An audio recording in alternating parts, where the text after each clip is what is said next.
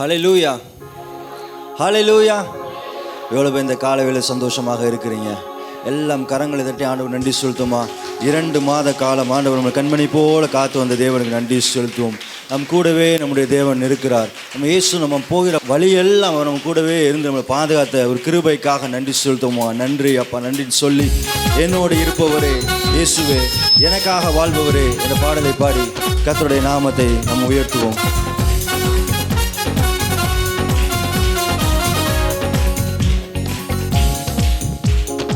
என்னோடு இருப்பவரே இயேசுவே, எனக்காக வாழ்பவரே. என்னோடு இருப்பவரே இயேசுவே, எனக்காக வாழ்பவரே. கோடான கோடி உள்ளங்கள் தேடி, கோடான கோடி உள்ளங்கள் தேடி பாடி வாழ்ந்திடுவே.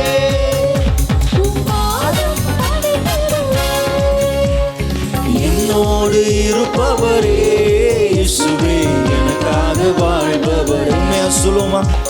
என்னோடு இருக்கிற இயேசுவே, உமக்கு வாழ்நாள் முழுவதும் நன்றி செலுத்துறோமாப்பா. என் வாழ்வது என்னில் வாழ்வது நானும் அல்ல, இயேசுவே என்னில் வாழ்கிறீர். என்னில் வாழ்வது நானும் அல்ல, இயேசுவே என்னில் வாழ்கிறீர். கட்டெரும்பெலனும் கீதமும் மாணி, மழையும் மாணி, கர்த்தாவே என் நிழலானி, என் மறைவிடமாய் நீரானி. ஹல்லேலூயா, ஹல்லேலூயா, உம்மில் உம்மை அழைக்கிறேயா. என்னோடு இருப்பவரே, காலைவேளை உண்மையா சொல்லும். என்னோடு இருக்கிற என் தெய்வமே, எனக்காக வாழ்பவரே, துதிக்கிறோமாப்பா. காற்றும் கடலும் கல்மலையும், காற்றும் கடலும் கல்மலையும் கானம் பாடி போற்றுமே. காற்றும் கடலும் கல்மலையும் கானம் பாடி போற்றுமே. துள்ளிடும் மாறும் பொங்கிடும் ஊற்றும் தூயவர் புகழ் பாடுமே.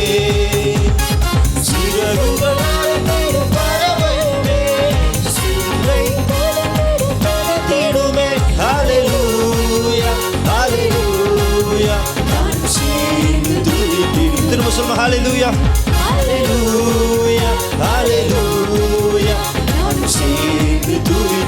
என்னோடு என்னோடு இருப்பவரே இயேசுவே, எனக்காக வாழ்பவரே. என்னோடு இருப்பவரே இயேசுவே. சூரியன் சந்திரன் நட்சத்திரங்கள், சூரியன் சந்திரன் நட்சத்திரங்கள் சூழ்ந்து உம்மை போற்றுமே.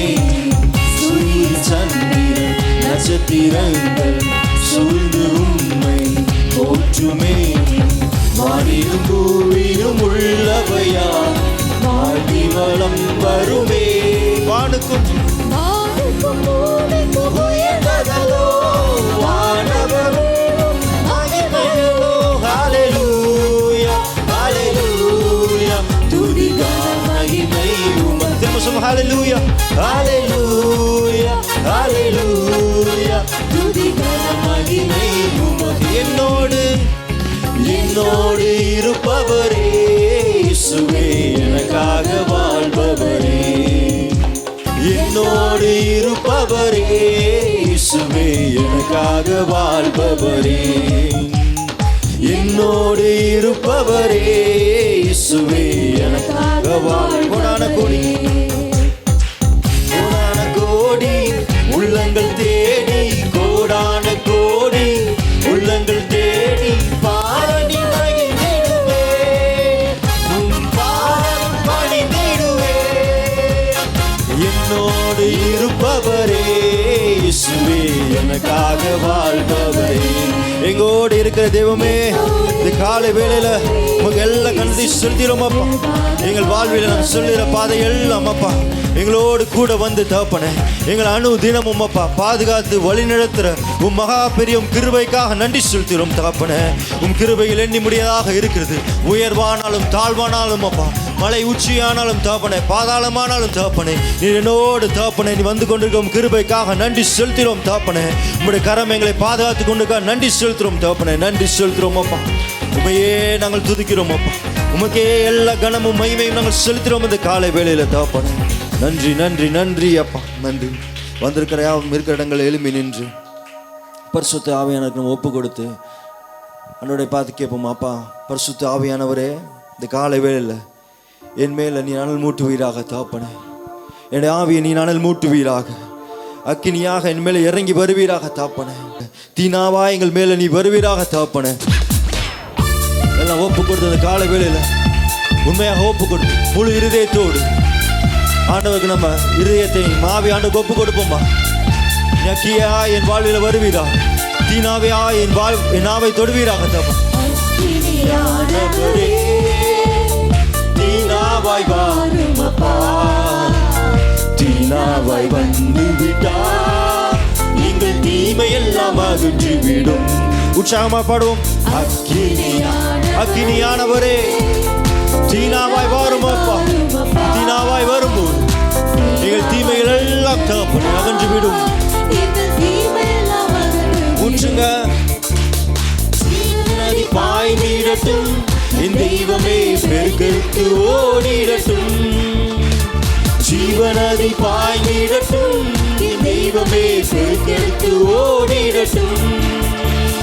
ஊற்று ஊற்று முந்த நாவியை மாற்றும் மாற்றும் என்ன வாழ்வினை.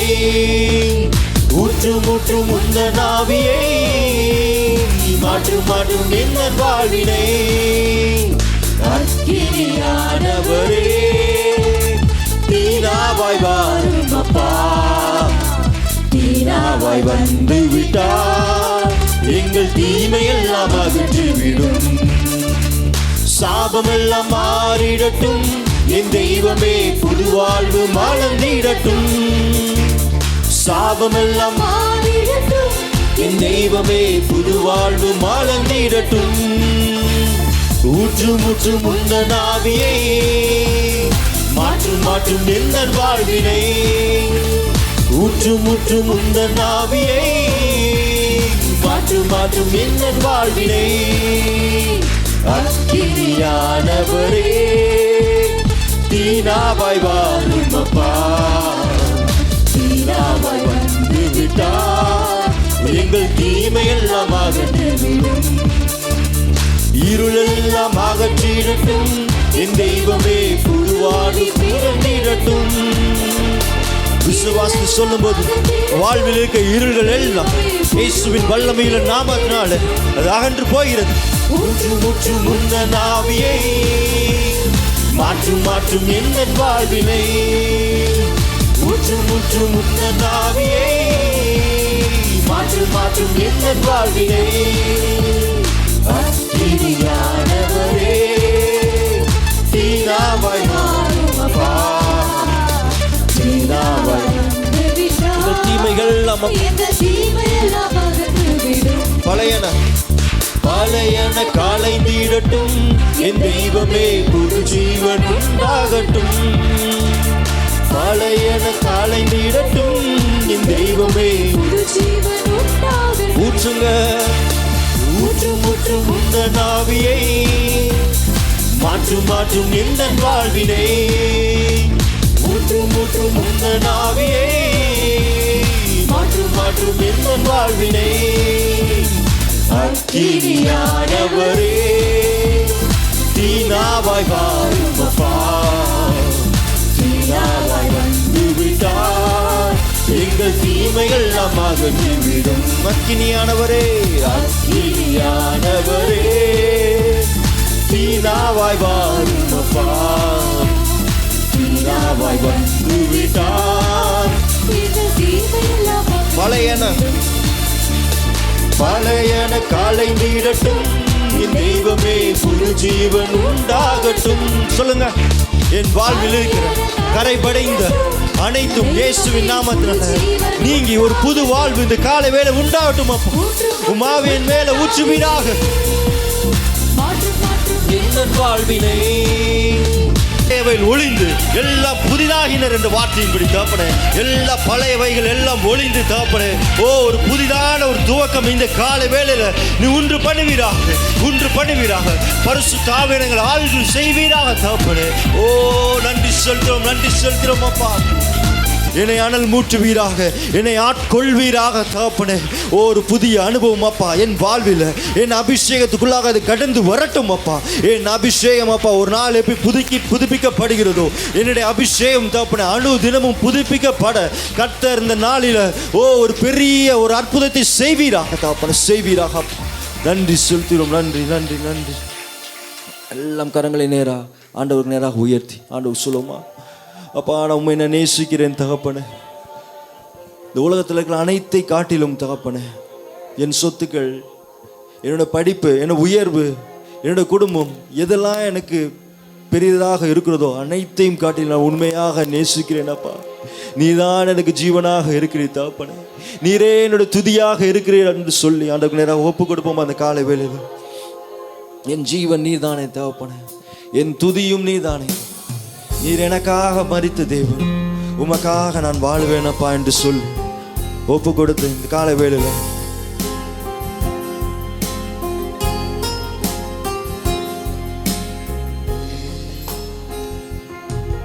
என் ஜீவன் நீதானே, என் துதியும் நீதானே. என் ஜீவன் நீதானே, என் துதியும் நீதானே. எனக்காய் மரித்தீரே, உமக்காய் வாழ்வேனே.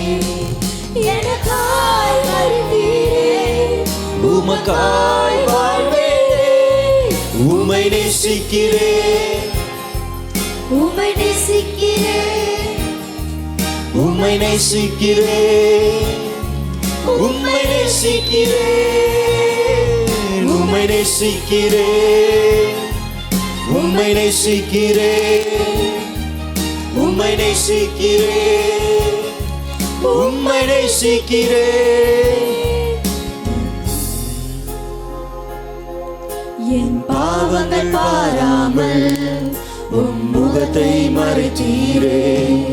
என் மீறுதல் எண்ணாமல் கிருபையை அளித்தீரே. சொல்லுமா, நம்முடைய பாவங்கள் பாராமல் அவர் தன்னுடைய முகத்தை நம்ம பாவத்துக்கு நேராக அவர் மறைத்திருக்கிறார். நம் மீறுதலை எண்ணாமல் அவர் கிருபையாக நமக்கு அளித்தார். மன்னியும் என்றே மறந்தேன் என்றீரே.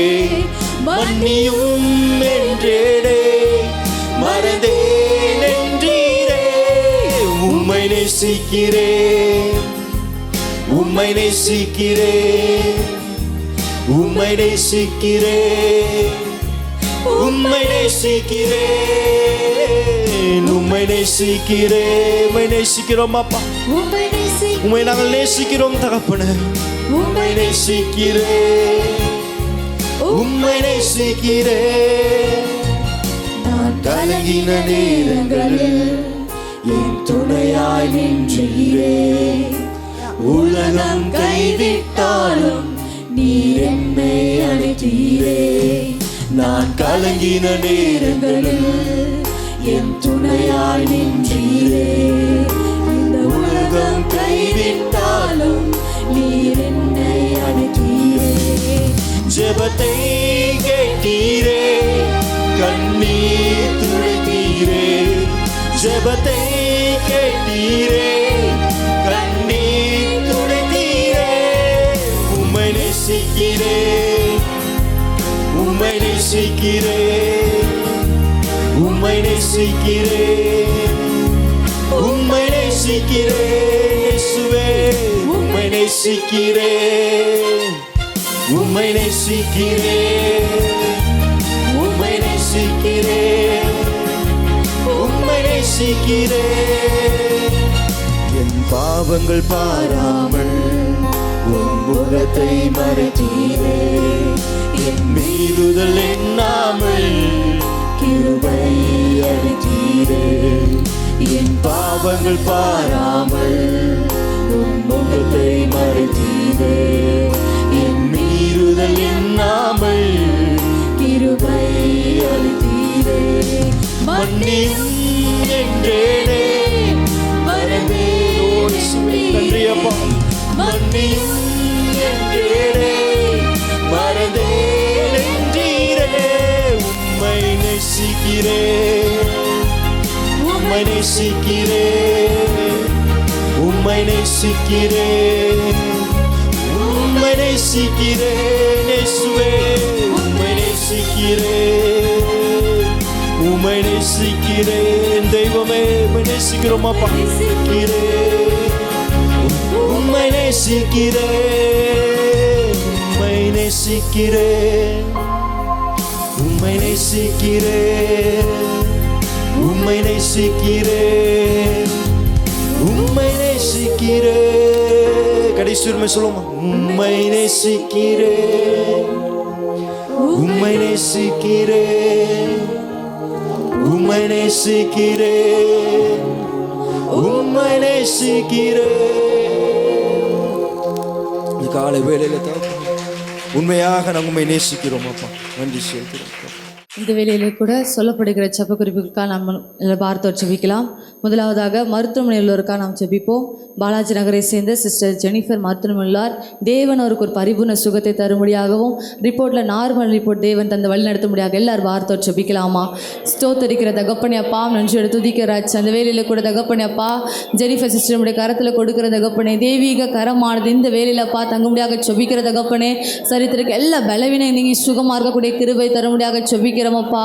ஆண்டவரே இயேசப்பா, இந்த வேலையில் அவங்க எடுக்கிற எல்லா டெஸ்ட்லையும் என் தேவன் தாமே நார்மல்ங்கிற ரிப்போர்ட்டை தந்து என் தேவன் அப்பா ஒரு பெரிய காரியத்தை செய்ய போகிற தயவுக்காக உமக்கு நன்றி செலுத்துகிற தகப்பனே. எகோவா ராஃபாவாக நீர் இருந்து வழி நடத்துங்க தகப்பனே. உங்கள் பலன் அப்போ இந்த வேலையில் அவங்க இடைக்கட்டும்படியாக கேட்குற தகப்பனே அப்பா, நீர் அப்படியே செய்து வழி நடத்த போகிற தயவுக்காக உமக்கு நன்றி செலுத்துகிற தகப்பனே. ஸ்தோத்தரிக்கிறோம் அப்பா, அம்மை துதிக்கிறாச்சா. நன்றி செலுத்துகிற தகப்பனே. அடுத்தபடியாக கூட ரஷ்யா உக்ரைன் இடையே காணப்படுகிற போர் முடிவடையவும் தமிழ்நாட்டு மக்கள் இந்த இடத்துல இருக்கிறாங்க அனைவரும் பாதுகாக்கப்படவும், அது மட்டும் இல்லாமல் தேசத்தில் தேவன் ஒரு சமாதானத்தை கட்டளையிடும்படியாக எல்லாரும் வார்த்தை ஜெபிக்கலாமா. ஸ்தோத்தரிக்கிற தகப்பனே அப்பா, நன்றியோட துதிக்கிற ராஜா. இந்த வேலையில் கூட தகப்பனே அப்பா, ஆண்டவரே ரஷ்யா உக்ரைனுக்கு இடையில நடக்கிற இந்த போர் முடிவடையக்கூடிய கிருபை தாங்க தகப்பனே. ஆண்டவர் இசப்பா, ஆண்டவரே அது மட்டும் இல்லாமல் தகப்பனே அந்த இடத்துல ஆண்டவர் இசப்பா, தமிழக மக்கள் அநேகர் அந்த இடத்துல இருந்து பாதிக்கப்பட்டிருக்கிறாங்க. அநேக உயிரிழப்புகள் காணப்பட்டிருக்க தகப்பனே அப்பா. என் தேவன் தாமே ஆண்டவர் இசப்பா அந்த இடத்துல தெய்வீக சமாதானத்தை கொடுத்து எல்லாவற்றையும் என் தேவன் மாற்றி முடிக்க முடியாத ஜெபிக்கிற தகப்பனே அப்பா. உம்மால செய்யக்கூடாத அதிசயம் ஒன்றுமில்லையே தகப்பனே அப்பா. நீர் அப்படியே செய்து அப்பா பெரிய சமாதானத்தை தரப்போகிற தயவுக்காக உமக்கு நன்றி செலுத்துகிற தகப்பனே அப்பா. நீர் அப்படியே செய்து வழி நடத்த போகிற தயவுக்காக உமக்கு நன்றி செலுத்துகிற தகப்பனே ஸ்தோத்தரிக்கிறோம் அப்பா. அடுத்தபடியாக கூட உள்ளாட்சி தேர்தலில் தேர்ந்தெடுக்கப்பட்ட ஒவ்வொரு தலைவர்களும் சிறந்த முறையில் மக்களுக்கு நல்ல உதவிகளை செய்யும்படியாக எல்லாரும் பார்த்து ஜெபிக்கலாமா. ஸ்தோத்தரிக்கிற தகப்பனே அப்பா, நன்றியோடு துதிக்கிறாச்சு. அந்த நாளில் தகப்பனே அப்பா, ஆண்டவரே இசப்பா உள்ளாட்சி தேர்தலில் ஆண்டவர் தேர்ந்தெடுக்கப்பட்ட ஒவ்வொரு தலைவர்களும் ஆண்டவர் இசப்பா நல்ல முறையில் ஆண்டவர் இசப்பா மக்களுக்கு உதவி செய்யக்கூடிய கிருபை தாங்க. ஆண்டவர் இசப்பா இந்த இருக்கிற அந்த 5 ஆண்டுகளும் ஆண்டவர் அப்பா, ஆண்டவர் இசப்பா அநேக புதிய காரியங்களை ஆண்டவர் மக்களுக்கு செய்து அப்பா ஆண்டவர் இசப்பா ஒவ்வொருடைய வாழ்க்கையிலும் ஆண்டவரே மாற்றத்தை தேவன் தாம் ஏற்படுத்தி தர முடியாத ஜெபிக்கிற தகப்பனே. நீரே கூட இந்த பெரிய காரியத்தை செய்யப்படுற தயவுக்காக உமக்கு நன்றி செலுத்துகிற தகப்பனே ஸ்தோத்தரிக்கிறோம் அப்பா. அம்மை துதிக்கிற ராஜா, நன்றி செலுத்துகிற ராஜா. கடைசியாக கூட இம்மாத வாக்கு தத்தத்தின்படி தேவன் நம்முடைய விசுவாச குடும்பங்கள் ஒவ்வொருத்தரையும் ஆசீர்வதிக்கிறோம். குறைவின்றி நம்மளை நடத்த முடியாது. எல்லாரும் பார்த்து ஜெபிக்கலாமா. ஸ்தோத்தரிக்கிற தகப்பனே அப்பா, இந்த வேலையிலே கூட தகப்பனே அப்பா இந்த மாத வாக்கு தத்தத்தின்படி தகப்பனே எங்களுடைய விசுவாச குடும்பத்தை என் தேவன் தாமே ஆசீர்வதிக்க முடியாத ஜெபிக்கிற தகப்பனே அப்பா. என் தேவன் உங்கள் குறைவுகள் எல்லாம் கிறிஸ்து இயேசுவுக்குள் மகிமை நிறைவாக்குகிற வசனத்தின்படி எல்லா குறைவுகளும் எடுத்து போட்டு நிறைவான ஆவியானவர் தாமே ஒவ்வொரு குடும்பத்தையும் ஆளுகை செய்ய முடியாத ஜெபிக்கிறோம் அப்பா. தெய்வீக கரமானது ஒவ்வொரு குடும்பத்தோடு இருந்து அப்பா நீ வழி நடத்த போகிற தயவுக்காக உமக்கு நன்றி செலுத்துகிற தகப்பனே ஸ்தோத்தரிக்கிறோம் அப்பா. அம்மை துதிக்கிற ராஜா, ஸ்தோத்தரிக்கிற தகப்பனே. இந்த வேலையில கூட விசேஷித்த தேவையுள்ளவர்கள் கரங்களை உயர்த்தலாம். விசேஷித்த தேவைக்காகவும் தேவ செய்திக்காக எல்லாரும் பாரத்தோடு ஜெபிக்கலாம். ஸ்தோத்தரிக்கிற தகப்பனே அப்பா, நன்றியோட துதிக்கிற ராஜா. அந்த வேலையில் கூட தகப்பனே அப்பா, கரங்களை உயர்த்தின ஒவ்வொருத்தருடைய தேவையை தேவன் தாமே அப்பா ஆண்டவரே சப்பா பரலோகத்திலேருந்து அப்பா தேவன் அப்பா ஒவ்வொரு தேவையை சந்தித்து வழிநடத்துங்க தகப்பனே அப்பா. வானத்தின் பலகணிகளை திறந்து இடங்கொள்ளாமல் நிரப்புகிற தேவன் தாமே ஒவ்வொரு தேவையும் என் தேவன் சந்தித்து வழிநடத்துங்க. தெய்வீக கரமானது ஒவ்வொரு குடும்பத்தோடு தங்கியிருக்க முடியாத ஜெபிக்கிற தகப்பனே அப்பா. நீரே அப்பா உன்னதராக இருந்து அப்பா இதுவரை நடத்தின தேவன் இனிமேலும் ஆண்டவரே சப்பா வழி நடத்த முடியாத ஜெபிக்கிற தகப்பனே அப்பா. அந்த வேலையில் கூட தகப்பனே அப்பா தேவ செய்திக்காக உடைய பாதத்தில் வருகிற தகப்பனே, போதகரை மறைத்து என் தேவன் தாமே வெளிப்படும்படியாக கேட்கிற தகப்பனே அப்பா. ஆண்டவரே வசனத்தை கேட்கிறவர்களா ஆண்டவரை கேட்கிற பிள்ளைகளா இல்லை தகப்பனே, அதன்படி தங்கள் வாழ்க்கையை அர்ப்பணிக்கிற பிள்ளைகளாக எங்களை மாற்றும்படியாக ஜெபிக்கிற தகப்பனே அப்பா. தாழ்த்துகிறோம், வெறுமையாக்குறோம், இயேசுவின் நாமத்தில் ஜெபிக்கிறோம் நல்ல பிதாவே. ஆமென் ஆமென். நம்ம அவர் அப்படியே உட்காருவோம். இந்த காலை வேளையில் ஆராதனைக்கு வந்திருக்கிறவங்க யாவரையும் ஆண்டவராகிய இயேசுவின் நாமத்தினாலே வாழ்த்து வரவேற்கிறேன். எத்தனை பேர் உற்சாகமாக இருக்கிறீர்கள்? கர்த்தர் நம்முடைய மத்தியில் அசைவாடி கொண்டு இருக்கிறார். எத்தனை பேர் அதை விசுவாசிக்கிறீர்கள்? ஆண்டவர் நம்மை இதுவரை அற்புதமாய் நடத்தி வந்திருக்கிறார். ஆண்டவர் இந்த வருஷத்தின் 2வது மாதம் கடைசி வாரத்தில் நம்மை கொண்டு வந்திருக்கிறார். இந்த மாதம் நமக்கு பொருளாதார நிறைவின் மாதம். ஹல்லேலூயா. கர்த்தர் நம்மை ஆவிக்குரிய விதத்தில் மாத்திரமல்ல சரீரத்திலும் ஆசீர்வதிக்க விரும்புகிற தேவனாக இருக்கிறார். ஆகவே இந்த மாத வாக்குத்தத்தத்தை பக்கத்தில் இருக்கிறவங்கள பார்த்து சொல்லுங்கள். ரொம்ப சீரியஸாக இருக்கிற மாதிரி தெரியுது நிறைய பேர். கொஞ்சம் சந்தோஷமாக பார்த்து சொல்லுங்கள். என் தேவன் உங்கள் குறைவுகளை எல்லாம் கிறிஸ்து இயேசுவுக்குள் மகிமையாய் நிறைவாக்குவார். எத்தனை பேர் அந்த வார்த்தை விசுவாசிக்கிறீர்கள்? ஆண்டவர் நிச்சயமாய் நம் குறைவுகளை நிறைவாக்குவார். ஹல்லேலூயா. ஒரு முறை ஒரு தாய் தகப்பனில்லாத தன்னுடைய ஒரே மகனை வளர்த்து வந்தாள். ஒரு நாள் அந்த பையன் என்ன பண்ணா, ஸ்கூல்ல இருந்து ஒரு பென்சிலை திருடி கொண்டு வந்தான். அப்பொழுது அந்த தாய் அந்த பையனை திட்டி திருத்தாமல் அவனை தட்டி கொடுத்து, பரவாயில்லைய மகனே, சூப்பராக திருடிட்டு வந்துட்டேன்னு சொல்லி அப்ரிஷியேட் பண்ணான். அவனுக்கு ஒரே சந்தோஷமாகி விட்டது. அடுத்த நாள் அவன் வந்து ரப்பர் ஒன்றை திருடி கொண்டு வந்தான். அதற்கும் பாராட்டு கிடைத்தது. கொஞ்சம் கொஞ்சமாக காசு திருட துவங்கினான். அந்த தாய்க்கு ரொம்ப சந்தோஷம். பரவாயில்ல, இந்த பையன் சின்ன வயசுலேயே சம்பாதிக்க ஆரம்பிச்சிட்டான். எப்படி? சின்ன வயசுல என்ன பண்ணிட்டானா? சம்பாதிக்க ஆரம்பிச்சிட்டானா. தாய் அவனை தட்டி கொடுத்தாள். கடைசியாக அவன் பள்ளி படிப்பை முடித்த உடனே ஒரு திருடனாக மாறினான். பக்கா திருடனாக மாறி வழிப்பறி போன்ற கொள்ளைகளெல்லாம் செய்து நிறைய பணம் சம்பாதிக்க துவங்கினான். அந்த தாய்க்கு ரொம்ப சந்தோஷம். பரவாயில்ல, நம்ம பையன் நல்லா சம்பாதிக்கிறான் என்று நினைத்தான். இவன் என்ன பண்ணா, நாள் ஆக ஆக பெரிய கேங்கோடு இணைந்து ஒரு பேங்கை கொள்ளையிடுவதற்காக திட்டமிட்டார்கள்.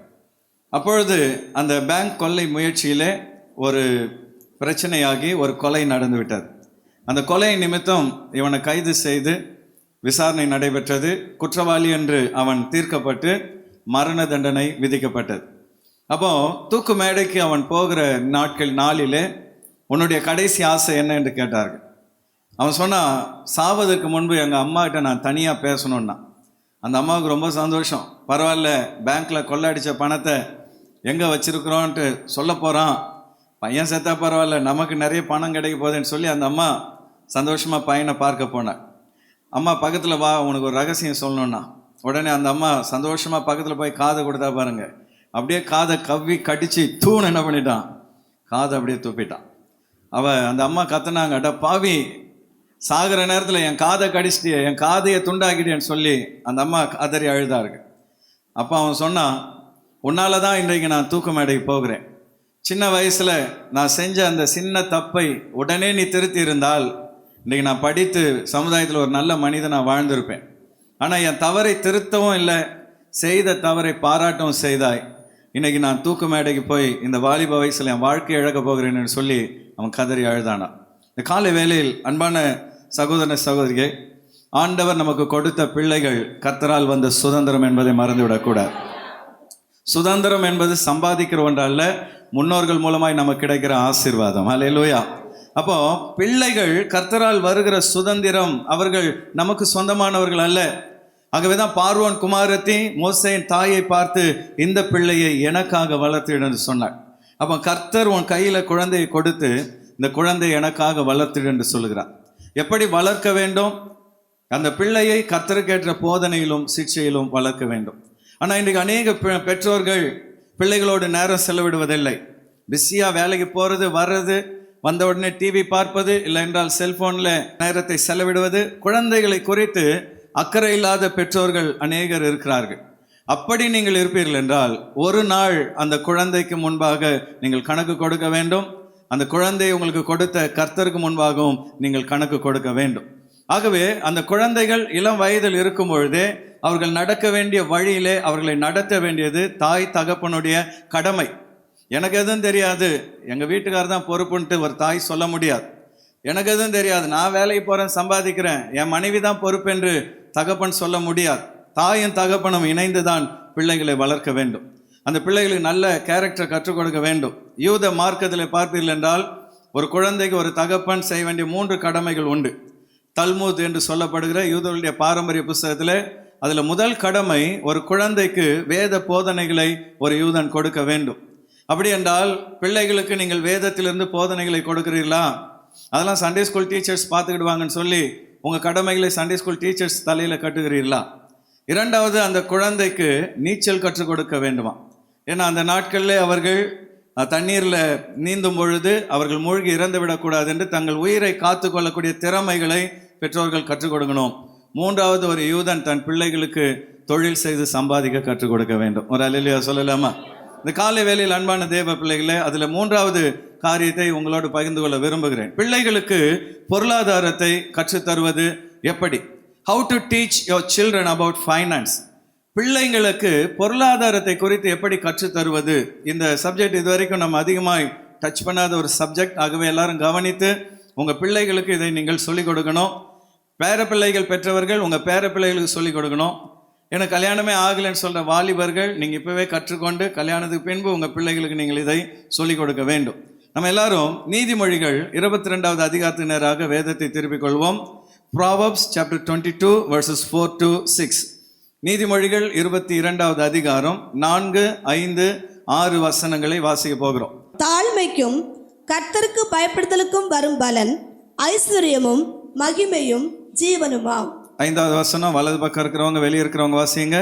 மாறுபாடு உள்ளவனுடைய வழியிலே முள்ளுகளும் கண்ணிகளும் உண்டு, தன் ஆத்துமாவை காக்கிறவன் அவைகளுக்கு தூரமாய் விலகி போவான். 6வது வசனம் தான் நம்ம முக்கியமான வசனம், எல்லாரும் சேர்ந்து வாசிங்க. பிள்ளையானவன் நடக்க வேண்டிய வழியிலே அவனை நடத்து, அவன் முதிர் வயதிலும் அதை விடாது இருப்பான். கைகளை வைத்து ஒரு அல்லேலூயா சொல்லலாமா? உன் பிள்ளை நடக்க வேண்டிய வழியில் அவனை நடத்துவா என்றால் சிறு வயதிலே முதிர் வயது வரை அவன் அதை விடாதிருப்பான். காலை வேளையில் அன்பான தேவ பிள்ளைகளே, ஆவிக்குரிய காரியங்களை வேத வசனத்தை அவர்களுக்கு கற்றுக் கொடுக்க வேண்டும். அவர்களுக்கு நல்ல உயிர் காக்குகிற திறமைகளை கற்றுக் கொடுக்கணும். பொருளாதாரத்தை குறித்தும் கற்றுக் கொடுக்க வேண்டும். இன்றைக்கு பொருளாதாரத்தை குறித்து பிள்ளைகளுக்கு கற்றுக் கொடுக்க வேண்டிய 3 உண்மைகளை உங்களோடு பகிர்ந்து கொள்ள விரும்புகிறேன். பின்வருகிற இந்த 3 சத்தியங்களை ஒவ்வொரு பெற்றோரும் தங்கள் பிள்ளைகளுக்கு கண்டிப்பாக போதிக்க வேண்டும். அப்படி போதிக்கும் பொழுது அவர்கள் பின் நாட்களிலே அவர்கள் சுய நிறைவு அடைந்தவர்களாக மாத்திரமல்ல, மற்றவர்களுக்கு கொடுக்கிற நிலைமையில் அவர்கள் உயர கர்த்தர் உதவி செய்வார். முதலாவதாக, ஒரு தகப்பனும் தாயும் தன் குழந்தைக்கு பொருளாதாரம் சம்பந்தமாய் கற்றுக் கொடுக்க வேண்டிய முதலாவது சத்தியம் என்னன்னு பார்த்தீங்கன்னா, நேர்மையாக வாழ கற்றுக் கொடுக்க வேண்டும். Every parent should teach their children to live righteously. தன்னுடைய பிள்ளைகள் நேர்மையாய் வாழ பெற்றோர்கள் கற்றுக் கொடுக்க வேண்டும். இன்றைக்கு நேர்மை என்றால் என்ன? நேர்மைனா கிலோ எவ்வளோ விலை அப்படின்னு கேட்கிற நிலைமையிலே தேசம் போய் கொண்டிருக்கிறது. ஊடகங்களில் நேர்மை இல்லை, அரசியலில் நேர்மை இல்லை, பொருளாதாரத்தில் நேர்மை இல்லை. எல்லா இடங்கள்லையும் இன்றைக்கு ஊழல், லஞ்சங்கள் தலைவிரித்து ஆடிக்கொண்டிருக்கிற இந்த காலகட்டத்திலே கிறிஸ்தவ குடும்பங்கள் அழிந்து கொண்டிருக்கிற இந்த சமுதாயத்துக்கு உப்பாக மாற வேண்டும் என்றால் உங்கள் பிள்ளைகளுக்கு நேர்மையை குறித்து கற்றுக் கொடுக்க வேண்டும். ஆதியாகமம் 18வது அதிகாரம் 19வது வசனத்திலே ஆண்டவர் ஆபிரகாமுக்கு இந்த கட்டளையை கொடுக்கிறார். எல்லோரும் சேர்ந்து வாசிக்க தெரிந்த எல்லாரும் சத்தமாய் வாசிங்க பார்க்கலாம். கர்த்தர் ஆபிரகாமுக்கு சொன்னதை நிறைவேற்றும்படியாய் அவன் தன் பிள்ளைகளுக்கும் தனக்கு பின்வரும் தன் வீட்டாருக்கும் நீங்கள் நீதியையும் நியாயத்தையும் செய்து கர்த்தருடைய வழியை காத்து நடவுங்கள் என்று கட்டளையிடுவான் என்பதை அறிந்திருக்கிறேன் என்றார். கரங்களை வைத்து ஒரு அல்லேலூயா சொல்லலாமா? இன்னைக்கு ஆபிரகாமை ஆண்டவர் ஆசீர்வதிக்க காரணம் என்ன? ஆபிரகாமின் சந்ததியாகிய யாக்கோபு, ஈசாக்கு, யாக்கோபை தேவன் ஆசீர்வதிக்க காரணம் என்ன? அந்த ஆபிரகாமின் சந்ததியில் ஆண்டவர் இயேசு பிறக்க காரணம் என்ன?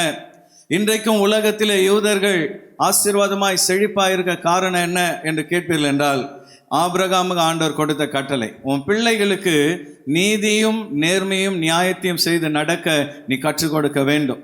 இன்னைக்கு அன்பான தேவ பிள்ளையே, உன் பிள்ளைகள் தவறு செய்யும் பொழுது, பொய் சொல்லும் பொழுது, அவர்கள் அநீதியாய் நடக்கும் பொழுது பெற்றோர்கள் கண்டித்து திருத்த வேண்டும். பெற்றோர்கள் பிள்ளைகளை கண்டித்து திருத்த வேண்டும் என்றால் முதலாவது பெற்றோர்கள் எப்படி இருக்க வேண்டும்?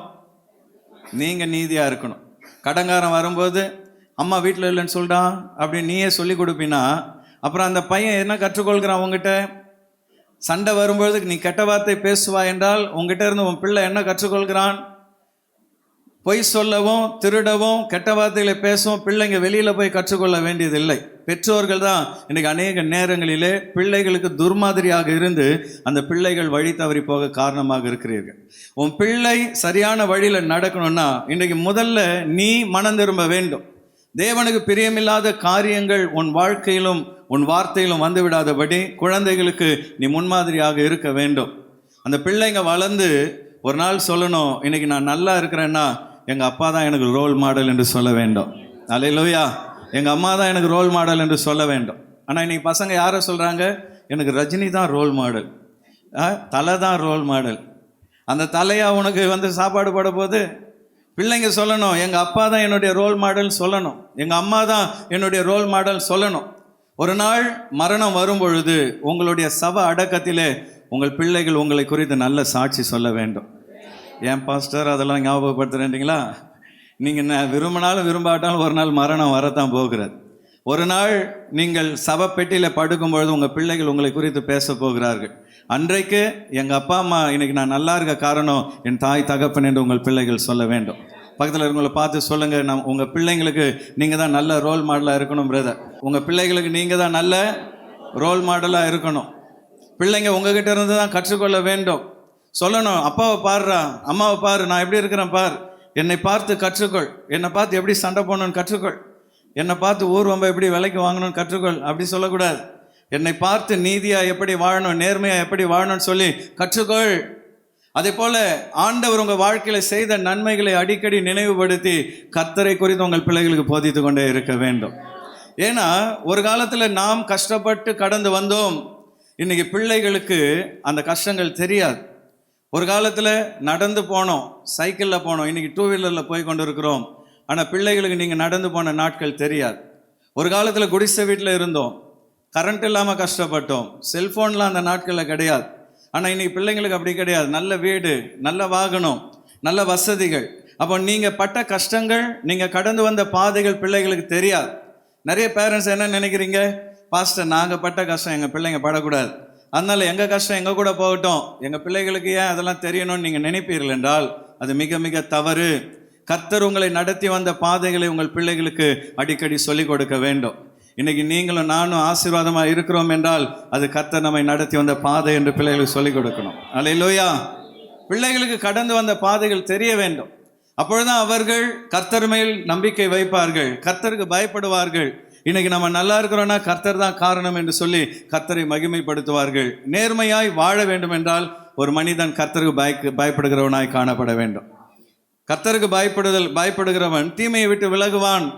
கர்த்தருக்கு பயப்படுகிறவன் தேவ ஞானத்தை பெற்றுக்கொள்வான். சின்ன வயதிலேயே பிள்ளைகளை கண்டித்து வளர்க்கணும். தப்பு பண்ணும் பொழுது பரவாயில்ல, குழந்தை தானா திருந்திடுவான், விட்டுறக்கூடாது. சிறிய தவறுகளையும் உடனுக்குடன் திருத்த வேண்டும். இன்னைக்கு அதாவது சைக்காலஜிஸ்ட் என்ன சொல்கிறாங்க, 13 வயசுக்குள்ள ஒரு குழந்தையை சரியான பாதையில் நடத்திடணுமா. டீனேஜ் பருவத்துக்கு ஒரு குழந்தை வந்த பின்பு அந்த பிள்ளை வெளியிலே பல காரியங்களை கற்றுக்கொள்வதனால் அது பின்பு பெற்றோர்கள் கண்ட்ரோலில் அந்த குழந்தை இருக்காது. ஆகவே 13 வயதுக்கு உட்பட்ட பிள்ளைகள் உங்கள் வீட்டில் இருப்பாங்கன்னா சிறு வயதிலே அவர்களுக்கு கற்றுக் கொடுங்க. நாங்கள் ஒரு கிராமத்திலே, மலைப்பாளையம் என்கிற ஒரு கிராமத்தில் இருந்தோம், மதுராந்தகம் பக்கத்தில். எப்போ எங்கள் அப்பா ஒரு மளிகை கடை வைத்திருந்தார் கிராமத்தில். பயங்கரமான வருமானம். அந்த நாட்களில் அது ஒரே கடை தான். வேறு கடைக்கு போகணுன்னா 2 கிலோமீட்டர் தள்ளி போகணும், கருங்குழின்னு ஒரு இடத்துக்கு போகணும், இல்லைன்னா 4 கிலோமீட்டர் மதுராந்தகம் போகணும். அதனால நல்ல வருமானம். சாயந்தர நேரத்தில் பயங்கரமாக கூட்டம் அலை மோதும் கடையில். அப்போ எனக்கு சில நல்ல நண்பர்கள் ஏற்பட்டார்கள். அவங்க என்ன பண்ணாங்க, டேய் நைஸாக போய் காசு கொஞ்சம் கொண்டு வா, உனக்கு கொய்யாக்காய் தரேன், மாங்காய் தரேன், எங்கள் அப்பா கிட்ட கேட்டால் கூட கூடயாக வாங்கி தருவார். இந்த பசங்க சொன்ன உடனே நைஸாக என்ன பண்ணுறது, நல்லா அந்த கூட்டம் அலமோதுற நேரத்தில் நைஸாக உள்ளே போகிறது. எங்கள் அப்பா பார்க்குறாரான்னு பார்ப்பேன். அவர் எங்கேயாவது பொருள் கொடுத்துட்டும்போது அப்படியே சில்லறை அள்ளி பாக்கெட்டில் போட்டு நைஸாக வெளியே வந்துடுவேன். இது பல நாள் நடந்து கொண்டு இருந்தது. பல நாள் திருடன் என்ன பண்ணுவான், ஒரு நாள் மாக்கிட்டவன் மாதிரி கையும் களவுமாக மாட்டிட்டேன். எங்கள் அப்பா நினச்சிருந்தா பரவாயில்ல, சின்ன பையன் தானே அப்படின்னு சொல்லி விட்டுருக்கலாம். ஆனால் அவர் என்ன தெரியுமா பண்ணார், உடனே ஒரு தீக்குச்சியை கொளுத்தி கையில் சூடு வைக்கிறேன்னு சொல்லி என்ன பண்ணார், வந்தார். கையில் சூடு வைக்கலை, ஆனால் வச்சுடுவாரோன்னு சொல்லி அழுகிறேன். ஐயோ என்னை விட்டுருங்க, நான் தப்பு பண்ண மாட்டேன். அப்போ எனக்கு என்ன ஒரு 5 வயசு இருக்கும், 1வது கூட படிக்கல. நான் இனிமேல் அப்படி செய்ய மாட்டேன்ப்பா, என்னை விட்டுருங்கன்னு சொல்லி ஒரே அழுக. அதுக்கப்புறம் அவர் சொன்னார், அடுத்த முறை இந்த மாதிரி நீ செய்தினா கண்டிப்பாக உனக்கு சூடு வச்சிருவேன்னு சொல்லி மிரட்டி வீட்டுக்கு அனுப்பிட்டார். அதுக்கப்புறம் அந்த கை திருட போகுமா? அதுக்கப்புறம் ஒரு நாளும் நான் திருடணும்னு சொல்லி நினைத்ததில்லை. அதுக்கப்புறம் ஆண்டவர் என்னை ரட்சித்தார். இன்றைக்கு ஊழியத்துக்கு வந்து விட்டேன். இன்றைய வரை அடுத்தவருடைய பொருளை திருடணுன்ற எண்ணம் எனக்கு வந்ததே கிடையாது. ஒரு அல்லேலூயா சொல்லலாமா? பிள்ளை ஆண்டவன் நடக்க வேண்டிய பாதையிலே அவனை சின்ன வயதில் நடத்திட்டினா அவன் முதிர் வயதில் உனக்கு முன்பாய் சாட்சியாய் வாழ்வான். அல்லேலூயா. பெற்றோர்கள் ரோல் மாடலாக இருந்து அந்த பிள்ளைகள் நடக்க வேண்டிய பாதையில் அவர்களை நடத்துங்கள். 2வதாக உங்கள் பிள்ளைகளுக்கு நீங்கள் கற்றுக் கொடுக்க வேண்டிய சத்தியம் என்னன்னு பார்த்தீங்கன்னா, உழைப்பின் அவசியத்தை கற்றுக் கொடுக்க வேண்டும். You must teach your children the importance of hard labour, hard work. உழைப்பதை குறித்து பிள்ளைகளுக்கு சொல்லிக் கொடுக்க வேண்டும். இன்னைக்கு இருக்கிற வாலிப பிள்ளைகள் பார்த்தீங்கன்னா கஷ்டப்படாமல் சம்பாதிக்கணுன்றான், எப்பவுமே ஏசி ரூம்லேயே வேலை வேணுன்றான், நிற்கக்கூடாதுன்றான், குயிக் மணி சீக்கிரம் சம்பாரிச்சணுன்றான். சில வருஷத்துக்கு முன்னாடி ஒரு பையன் வேலை இல்லைன்னு வந்தான். சரின்னு சொல்லி நமக்கு தெரிந்தவங்க கிட்ட சொல்லி வேலைக்கு அமிச்சேன். அடுத்த வாரம் மறுபடியும் அந்த வேலையை விட்டுட்டு வந்துட்டான். ஏன்டா வேலையை விட்ட? பாஸ்டர் அங்கே 8 மணி நேரம் நிற்க சொல்கிறாங்க பாஸ்டர். அடப்பாவி, போன உடனே முதல்ல அந்த வேலை தான் கொடுப்பாங்க, எடுத்த உடனே உனக்கு என்ன குஷன் போட்டு சோஃபாலே உட்கார வைப்பாங்க. சரின்னு சொல்லி மறுபடியும் உட்காந்துட்டு செய்கிற மாதிரி ஒரு வேலையை பார்த்து ஒரு கம்பெனியில் சேர்த்து விட்டோம். அங்கேயும் 1 வாரம் பொறுத்து வந்துட்டான். ஏன்டா வந்துட்டேன் அப்படின்னா, பாஸ்டர் அங்கே உள்ள ஒரே சூடாக இருக்குது, ஏசி இருக்கிற கம்பெனியாக சொல்லுங்கண்ணா. இவங்க வீட்டில் ஃபேன் கூட கிடையாது. ஆனால் இவர் கம்பெனிக்கு போனால் என்ன வேணுமா? அவன் உருப்பிடுவானா? கடைசி வரைக்கும் வேலை வெட்டி இல்லாமல் சுற்றிட்டு தான் இருக்கிறான். ஏன் இதெல்லாம் சொல்ல வரேன்னா, பிள்ளைங்களுக்கு இன்றைக்கி கஷ்டம் இல்லாமல் சம்பாதிக்கணும், இன்றைக்கி கஷ்டம் இல்லாமல் வாழணும். நிறைய விசுவாசிகள் பார்த்தீங்கன்னா ப்ரொமோஷன் வந்தால் வேணான்னு சொல்லுவாங்க. ஏன்னா பாஸ்டர் ப்ரொமோஷனில் போனால் அந்த வேலை கஷ்டமாக இருக்கும் பாஸ்டர், இப்படியே இருந்துட்டு போயிடுறேன் பாஸ்டர். அப்போ கஷ்டப்படாமல் வாழ்க்கையில் முன்னுக்கு வரணும்னா எப்படி? இன்றைக்கி ஊழியத்தில் கூட பாருங்கள், சிறுவர் ஊழியத்தில் இருக்கிறவங்க, பாஸ்டர் நான் அதிலே இருந்துடுறேன், எனக்கு வாலிபர் ஊழியம் வேணாம். ஏன் வாலிபர் ஊழியம் வேணாம்? அதுங்களை மேய்க்க முடியாது பாஸ்டர். அப்போ கஷ்டம் இல்லாத ஊழியத்தையே செய்துட்டு போகலான்னு எவ்வளோ நாள் நீ விரும்புவாய்? ஆண்டவர் சமூகத்திலே உனக்கு உயர்வு வரும்பொழுது அடுத்த ஸ்டேஜுக்கு என்ன பண்ணிடணும்? போயிடணும். நான் இப்போ இன்றைக்கி ஆண்டவர் என்னை பல நிலைகளில் ஊழியத்தில் உயர்த்தி வைத்திருக்கிறார். நம்முடைய சபையில் சீனியர் பாஸ்டராக இருக்கிறேன். எனக்கு கீழே 12 கிளை சபையில் இருக்கிறது. ஸ்தாபனத்தில் ஆண்கள் ஐக்கியத்தில் தமிழ்நாடு அளவில் பொருளாளராக இருக்கிறேன். அதுக்கப்புறம் ஸ்ரீபெரும்புதூர் அதாவது செக்ஷனுக்கு பிரஸ்பீட்டராக இருக்கிறேன். பல பொறுப்புகள், பல வேலை பளுக்கள்.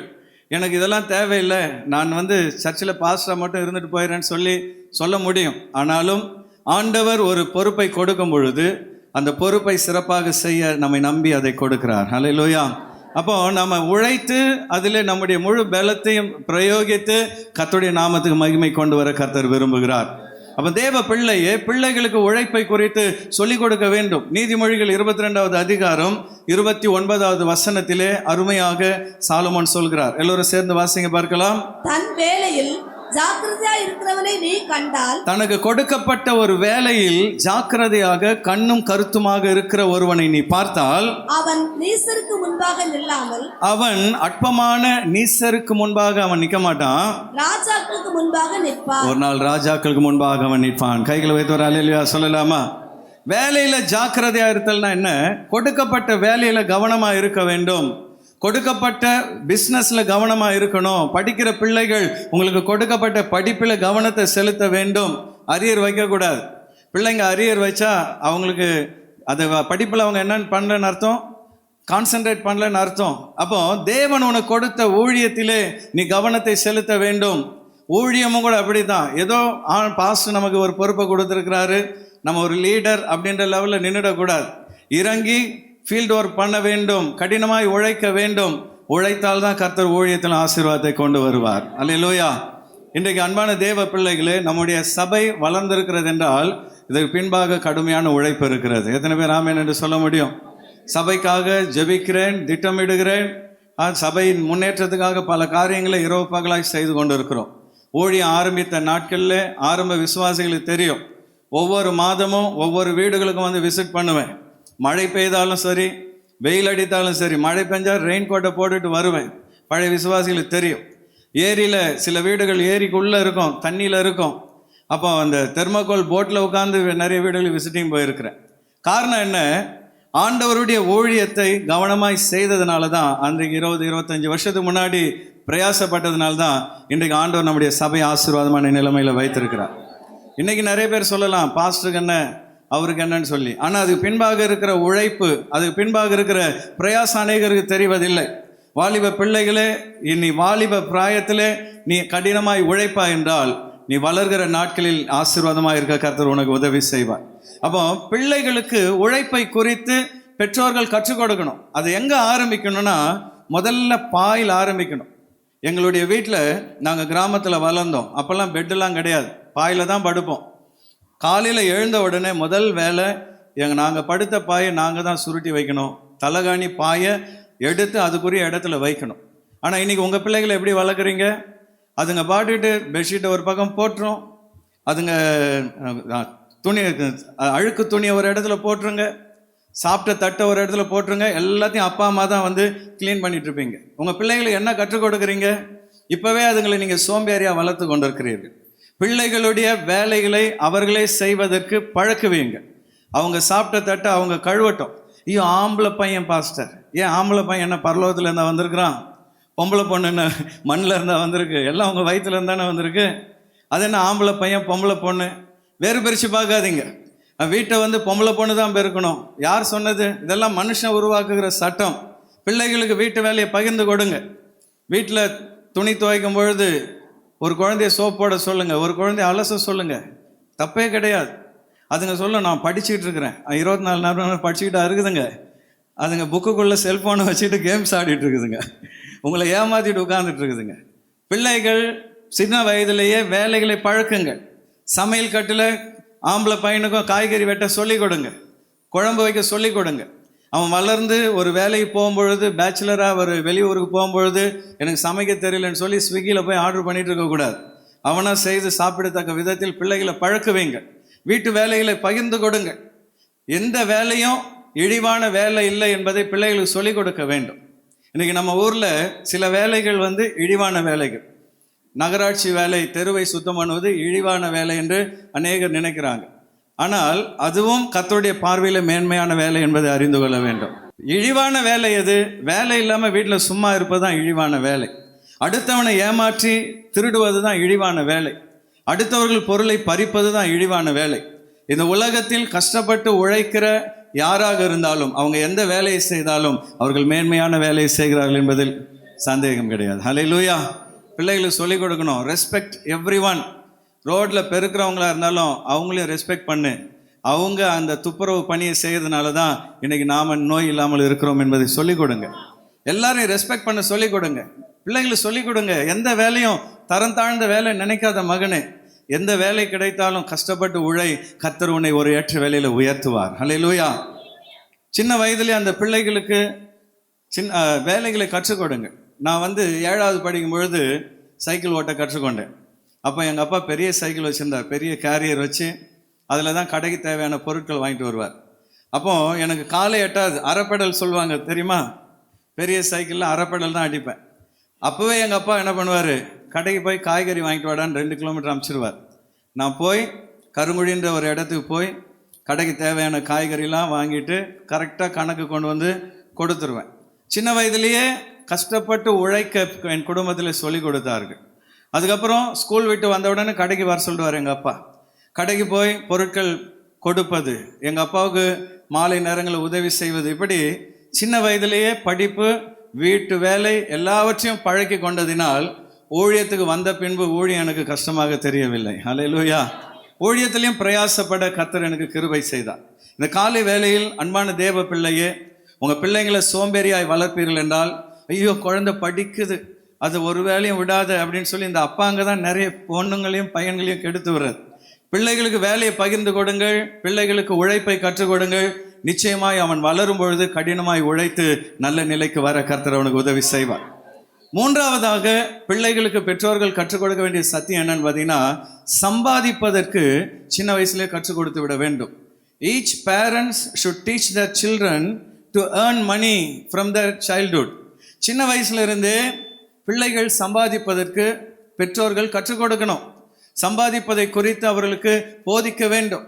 2 தெசலோனிக்கேயர் 3வது அதிகாரம் 12வது வசனத்திலே அருமையாக வேதம் சொல்கிறது. எல்லோரும் சேர்ந்து அந்த வசனத்தை வாசிங்க பார்க்கலாம். இப்படிப்பட்டவர்கள் அமைதலோட வேலை செய்து தங்கள் சொந்த சாப்பாட்டை சாப்பிட வேண்டும் என்று நம்முடைய கர்த்தராகிய இயேசு கிறிஸ்துவினாலே அவர்களுக்கு கட்டளையிட்டு புத்தி சொல்லுகிறோம். கரங்களை வைத்து ஒரு அல்லேலூயா சொல்லலாமா? இப்படிப்பட்டவர்கள், எப்படிப்பட்டவர்கள்? இப்படிப்பட்டவர்கள். அது முந்தின வசனத்தை வாசித்தீங்கன்னா, எந்த வேலையும் செய்யாம ஊரை சுற்றி கொண்டு வருகிற விசுவாசிகள். இந்த காலத்துல எல்லாம் அந்த காலத்துல இருந்திருக்கிறாங்க. சில விசுவாசிகள் ஊரை சுத்திட்டே வருவாங்க, கேட்டா நான் ஊழியம் பண்றேன்னுவாங்க. ஊழியன்ற பேர்ல அட்டூழியம் பண்ணுவாங்க. போன வாரம் கூட ஒரு பாஸ்டர் திண்டிவனத்திலிருந்து வரார், வந்துட்டு ஐயா நான் ஊழியம் பண்றேன். சரி, ரொம்ப சந்தோஷம், நான் எனக்கு காணிக்க கொடுங்க. இவர் திண்டிவனத்தில் ஊழியம் பண்ணுறதுக்கு நான் இங்கேருந்து என்ன பண்ணணுமா? காணிக்க கொடுக்கணுமா? நான் சொன்னேன், திண்டிவனத்திலேருந்து திருவேற்காடு வர்ற நேரம் உங்கள் ஊரில் ஒரு 4 ஆத்துமாவை போய் சுவிசேஷம் சொல்லி ரட்சிக்கப்பட்டா சபை வளரும், அவங்க உங்களுக்கு காணிக்க தருவாங்களே. தலை என்ன பண்ணுறாரு? சொல்லிடுறார். கடைசியில் என்ன பண்ணுறது, இவ்வளோ தூரம் வந்துட்டாருன்னு கொஞ்சம் அரிசி பருப்பு கொடுத்தேன், அது பத்தாது, எனக்கு காசு கொடுங்க அப்படின்றார். நான் சொல்லிட்டேன், எங்கள் சர்ச்சில் காசு கொடுத்துலாம் பழக்கம் கிடையாது. பசின்னு வந்தால் அரிசி கொடுப்போம், பருப்பு கொடுப்போம், வாங்கிட்டு போங்கன்னு சொல்லி அனுப்பி விட்டுட்டேன். நீ பாருங்க, ஊழியம் என்கிற பேர்ல சுற்றூழியம் செய்கிறவர்கள் பெருகி கொண்டு வருகிறார்கள். அப்படிப்பட்டவங்களை உற்சாகப்படுத்தாதீங்க. உண்மையிலேயே கர்த்தர் ஒரு மனிதனை அழைத்திருந்தால் அவன் போய் சுவிசேஷத்தை அறிவிப்பான். அந்த சுவிசேஷத்தின் மூலமாய் கர்த்தர் அவனுக்கு பிழைப்பை கொடுப்பார். எத்தனை பேர் அதை விசுவாசிக்கிறீங்க? சுவிசேஷகனுக்கு சுவிசேஷத்தின் மூலமாய் பிழைப்பு உண்டாகணும்னு சொல்லி வேதமே சொல்கிறார். அப்போ நாம சோம்பேறிகளை உற்சாகப்படுத்தக்கூடாது. பிள்ளைகளுக்கு உழைக்க கற்றுக் கொடுக்க வேண்டும். பிள்ளைங்களை சோம்பலாய் பெற்றோர்கள் விடக்கூடாது. அவங்களுக்கு டைம் டேபிள் போட்டு கொடுத்துடணும். காலையில் இத்தனை மணிக்கு எழுந்துரு, இத்தனை மணிலேருந்து இத்தனை மணி வரைக்கும் பைபிள் வாசி, இத்தனை மணிலேருந்து இத்தனை மணி வரைக்கும் ஜெபம் பண்ணு, அதுக்கப்புறம் வீட்டு வேலையை செய், ஹோம்ஒர்க் பண்ணு. அவங்கள டைட்டாக விட்டுருங்க. அதே நேரத்தில் அவங்களுக்கு என்டர்டெயின்மெண்ட்டுக்கு டைம் கொடுங்க. டிவி பார்க்க, செல்ஃபோனில் விளையாட ஒரு மணி நேரம் 2 மணி நேரம், 24 மணி நேரமும் செல்ஃபோனை கொடுத்து பிள்ளைகளை கெடுத்துடாதீங்க. நிறைய பிள்ளைங்க இன்றைக்கு செல்ஃபோனுக்கு அடிக்ட் ஆகிட்டு வராங்க, கேம்ஸுக்கு அடிக்ட் ஆகிட்டு வராங்க. அதுக்கு பெற்றோர்கள் இடம் கொடுத்துடாதீங்க. உனக்கு நான் தருவேன், ஆனால் குறிப்பிட்ட நேரம், ஒரு 1 hour, இந்த டைமில் இந்த டைம் வரைக்கும் யூஸ் பண்ணிக்கோ, அப்புறம் நீ அதை என்ன பண்ணு, திரும்பி கொடுத்துருன்னு சொல்லி பிள்ளைகளை பழக்குவீங்கள். சின்ன வயதிலேயே அவர்களுக்கு சம்பாதிக்க கற்றுக் கொடுப்பது எப்படி? உதாரணத்துக்கு, அவங்க வேலையை அவங்க செய்யும் பொழுது அவங்களுக்கு எதுவும் கிஃப்ட் கொடுக்காதீங்க. ஆனால் உங்கள் வேலையை அவங்க செய்யும் பொழுது அவர்களுக்கு பரிசு கொடுத்து உற்சாகப்படுத்துங்க. எத்தனை பேர் நான் சொல்றது புரிகிறது? உதாரணத்துக்கு, நீங்கள் வேலைக்கு போகிறீங்க, ட்ரெஸ்ஸை அயன் பண்ணணும், பிள்ளைங்க கொஞ்சம் அயன் பண்ணாலும் வளர்ந்துட்டாங்க. அப்போ பிள்ளைங்களுக்கு சொல்லுங்கள், டை என் ட்ரெஸ்ஸை அயன் பண்ணி கொடு, உனக்கு ஒரு 10 ரூபா தரேன்னா சந்தோஷமாக என்ன பண்ணுவான்? அயன் பண்ணி கொடுத்துருவான். அப்போ உங்களுக்கு வேலையும் நடக்கிறது, அவனுக்கு காசும் கிடைக்கிறது. அதே நேரத்தில் அவன் வேலையை செய்கிறதுக்கு காசு கொடுத்து பழகிடாதீங்க. டேய் 10 ரூபா கொடுக்குறேன் குளிடானா என்ன பண்ணுவான்? அவன் டெய்லி காசு கொடுத்தா தான் குளிக்க போவான். புரியுதா உங்களுக்கு? தெளிவாக ரூல்ஸ் போட்டுடணும். உன் வேலையை நீ செய்கிறதுக்கு நான் காசு தர மாட்டேன், ஆனால் என் வேலையை நீ செய்தினா உனக்கு நான் என்ன பண்ணுவேன்? காசு தருவேன். அப்பா வண்டி அழுக்காக இருக்கிறது, வேலைக்கு போகிறதுக்கு க்ளீன் பண்ணுறதுக்கு டைம் இல்லை. பிள்ளைகளை என்ன பண்ணுங்க, வண்டியை க்ளீன் பண்ணி கொடு, உனக்கு ஒரு 10 ரூபா தரேன்னா சந்தோஷமாக க்ளீன் பண்ணி கொடுத்துருவாங்க. அப்போ சின்ன வயதுலேருந்து சின்ன சின்ன வேலைகளை கொடுத்து அந்த வேலைகளுக்கு ஒரு வெகுமானத்தை கொடுத்து பழக்குவீங்கன்னா அவன் அப்போ உழைத்து சம்பாதிக்க கற்றுக்கொள்வான். 17 வயது ஆன பின்பு அந்த குழந்தையை வாலிப பிராயம் ஆன பின்பு ஏதாவது ஒரு பார்ட் டைம் ஒர்க்குக்கு அனுப்புங்க. பாஸ்டர், என் பையனை கஷ்டம் இல்லாமல் வளர்த்துட்டேன், அவனை எப்படி பாஸ்டர் நான் வேலைக்கு அனுப்புறது அப்படின்னு நினச்சின்னா அவனை நீ தான் கெடுக்கிறன்னு அர்த்தம். நீ தான் அவனை சோம்பேறியாய் மாற்றி கொண்டு இருக்கிறாய். 17 வயது ஆகிவிட்டதா ஒரு பார்ட் டைம் ஒர்க்குக்கு போகட்டும். காலேஜ் வந்து அவங்களுக்கு மார்னிங் ஸ்ட்ரீம்னா ஈவினிங் வேலைக்கு போகட்டும், ஈவினிங் ஸ்ட்ரீம்னா மார்னிங் வேலைக்கு போகட்டும். ஜெரிஷா காலேஜ் போகும்பொழுது நான் வந்து சர்ச் அக்கௌண்ட் அவங்கக்கிட்ட கொடுத்துட்டேன். நீங்கள் இந்த அக்கௌண்ட்டை பண்ணுங்கள், வெளியில் நான் இதை பண்ணால் எப்படி காசு தருவனோ அதுபோல் நீங்கள் இந்த அக்கௌண்ட்டை பண்ணுங்கள், உங்களுக்கு மாதம் 1000 ரூபாய் சம்பளம் தரேன்னு சொல்லி அவங்க காலேஜ் படிக்கும் பொழுதே அவங்களுக்கு வேலையை கொடுத்து சம்பளம் கொடுத்து அந்த பணத்தை எப்படி செலவிடணும்னு சொல்லி கொடுத்ததுனால இன்றைக்கி பிள்ளைகள் கொடுக்குற பணத்தை சிக்கனமாய் செலவு பண்ண கற்றுக்கொண்டு இருக்கிறார்கள். அல்லேலூயா. அம்மா கவர்மெண்ட் ஜாபில் இருக்கிறாங்க, பணத்தை எப்படி வேணாலும் செலவு பண்ணலான்னு அந்த பிள்ளைங்க நினைத்து விடக்கூடாது. பணம் இப்படி தான் செலவு பண்ணணும், இதுதான் உங்களுக்கு மாதம் அப்படின்னு சொல்லி அந்த சம்பளம் கொடுக்குற முறையே 17 வயசுலேயே பிள்ளைகளுக்கு கற்றுக் கொடுத்துட்டேன். ஏன் இதெல்லாம் சொல்கிறேன்னா, நான் சும்மா உங்களுக்கு பிரசங்கம் பண்ணிட்டு போகிற ஊழியக்காரன் அல்ல. நான் எதை சொல்கிறேனோ அதை நான் செய்வேன். யாரோ சொன்னதுன்னு நினைக்காதீங்க, நம்ம ஆண்டவர் அதை தான் சொல்கிறார். அவர் சொன்னதை செய்வார், செய்வதை சொல்வார். அல்லேலூயா. அப்போ உங்கள் பிள்ளைகளுக்கு சின்ன வயதிலிருந்தே உழைப்பின் முக்கியத்துவத்தை கற்றுக் கொடுங்க. அந்த பிள்ளைகளுக்கு அவர்கள் நடக்க வேண்டிய வழியை கற்றுக் கொடுங்க.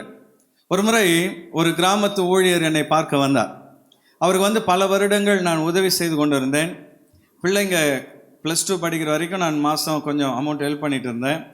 காலேஜ் போன அப்புறம் அந்த ஹெல்ப்பை நான் நிறுத்த நினைத்தேன். அப்போ ஒரு நாள் அவர் என்னை பார்க்க வந்த பொழுது, பசங்க காலேஜ் போயிட்டாங்களா அப்படின்னு கேட்டேன். ஆமாம் பாஸ்டர். ஃபீஸ்க்கெல்லாம் என்ன பண்ணுறாங்க?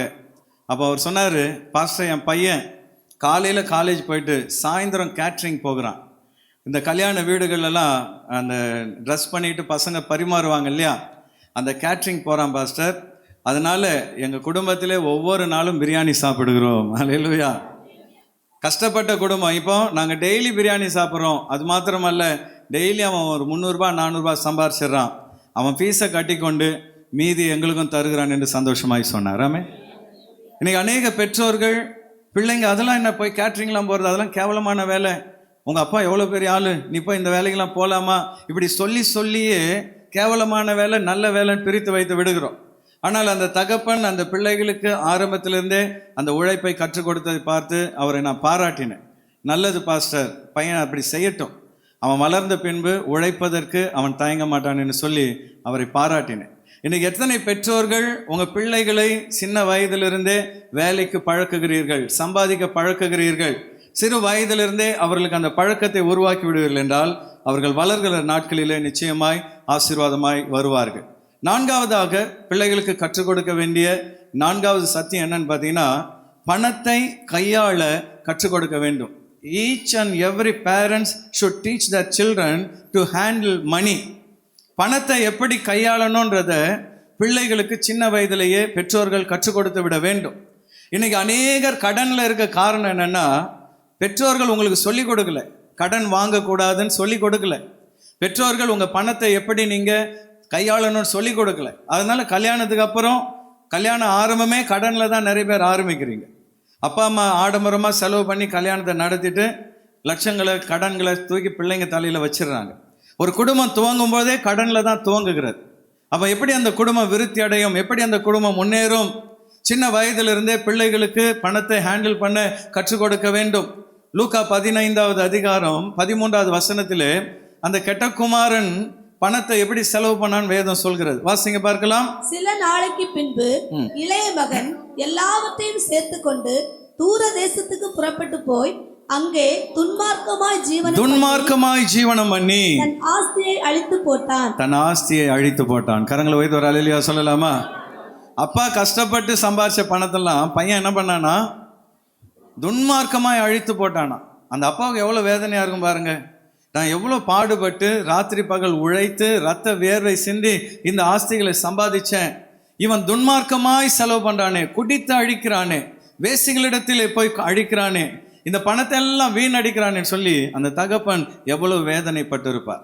இன்னைக்கு அன்பான தேவ பிள்ளையே, உன் பிள்ளைகளுக்கு சின்ன வயதிலேயே பணத்தை ஹேண்டில் பண்ண நீ கற்றுக் கொடுக்காவிட்டால் அவர்கள் முதிர் வயதிலே கடனிலே சிக்கிக்கொள்வதிலே எளிதாக சிக்கிக்கொள்வார்கள்.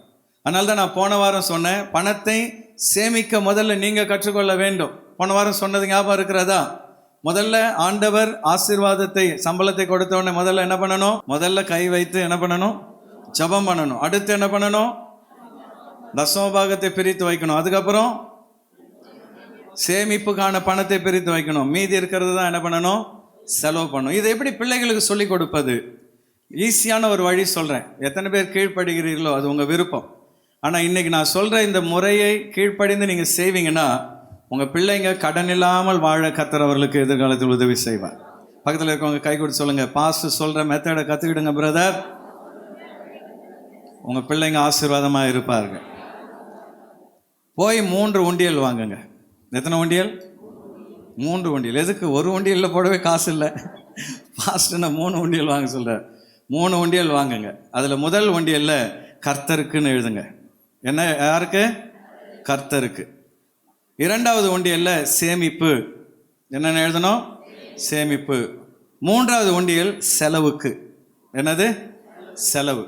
இப்போ பிள்ளைங்க கையில் 100 ரூபாய், ஒரு முதல்ல 10 ரூபாய் கொடுத்து பழக்கங்க. 10 ரூபாயை கொடுத்து இப்போ நீ என்னடா பண்ணணும்னு கேட்டால் முதல்ல அவன் என்ன பண்ணணும் சொல்லுங்க? 10 ரூபாயில் எவ்வளோ எடுக்கணும்? முதல்ல 1 ரூபாய் எடுத்து எதில் போடணும்? கர்த்தருக்குன்ற உண்டியலில் போடணும். அடுத்து எவ்வளோ இருக்குது?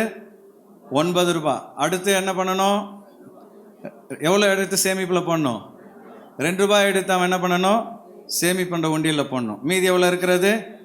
7 ரூபாய். 7 ரூபாயை செலவுக்குன்னு இருக்கிற உண்டியலில் போடணும். அந்த உண்டியை மட்டும் ஓப்பன் பண்ணுற மாதிரி வாங்கி கொடுத்துருங்க. அப்போது ஒரு வாரத்துக்கு உனக்கு 10 ரூபாய் கை செலவுக்கு. சரியா? இதோட அடுத்த திங்கக்கிழமை வரைக்கும் நீ என்கிட்ட என்ன பண்ணக்கூடாது? பணம் கேட்கக்கூடாதுன்னு சொல்லி 10 ரூபாய் கொடுத்துருங்க. அந்த பசங்க இந்த காலத்தில் 10 ரூபாய்க்கெல்லாம் ஒத்துக்குமா? சரி, நீங்கள் ஒரு வாரத்துக்கு எவ்வளோ கொடுப்பீங்களோ அதை மொத்தமாக கொடுத்துருங்க. கொடுத்துட்டு அந்த செலவுக்குன்னு இருக்கிறதுல தான் செலவு பண்ணணும், மற்றதை தொடக்கூடாது, டேடிக்கிட்டையும் காசு கேட்கக்கூடாதுன்னு சொல்லி கொடுத்துருங்க. அவன் என்ன பண்ணுவான்? முதல் ஒரு 2 வாரத்தில் அவசரப்பட்டு எல்லாத்தையும் காலி பண்ணிவிடுவான். அவன் பார்க்குறதெல்லாம் வாங்கிடுவான். மிட்டாய் வேணுமா, ஐஸ்கிரீம் வேணுமா, எல்லாத்தையும் வாங்கி காலி பண்ணிட்டு புதன்கிழமை காலி பண்ணிட்டு டேடின்னு வந்து நிற்பான். நான் என்ன சொன்னேன்? இதோட அடுத்த திங்கக்கிழமை தான் போ அப்படின்னு சொல்லி 3 நாள் அவனை அப்படியே போடுங்க. இப்படி ஒரு 2-3 வாரத்தில் அவன் லேர்ன் பண்ணுவான். இந்த பணத்துக்குள்ளே தான் நம்ம செலவு பண்ணணும். எக்ஸ்ட்ரா செலவு பண்ணால் அப்பா என்ன பண்ண மாட்டாங்க? கொடுக்க மாட்டாங்கன்னு தெரிந்து அந்த பணத்தை அடுத்த 3வது 4வது வாரத்தில் சிக்கனமாய் செலவு பண்ண கற்றுக்கொள்வான். அப்போ இந்த சின்ன வயசுலேயே சிக்கனத்தை நீங்கள் கற்றுக் கொடுத்துட்டீங்கன்னா அவன் முதிர் வயதிலும் அதை விடாது இருப்பான். ஹல்லேலூயா. சேமிப்பை நீங்கள் 7 வயசில் 5 வயசில் கற்றுக் கொடுக்க ஆரம்பிச்சிட்டிங்கன்னா அவன் +2 படிக்கும்போது அவன் கையில் 1 லட்ச ரூபா குறைவில்லாமல் வைத்திருப்பான். நீங்கள் அவனை காலேஜ் சேர்க்கறதுக்கு நீங்கள் கஷ்டப்பட தேவையில்லை. என்கிட்ட பணம் இருக்குது டேடி, நான் கட்டிக்கிறேன்னு சொல்லி அவனை என்ன பண்ணிவிடுவான்?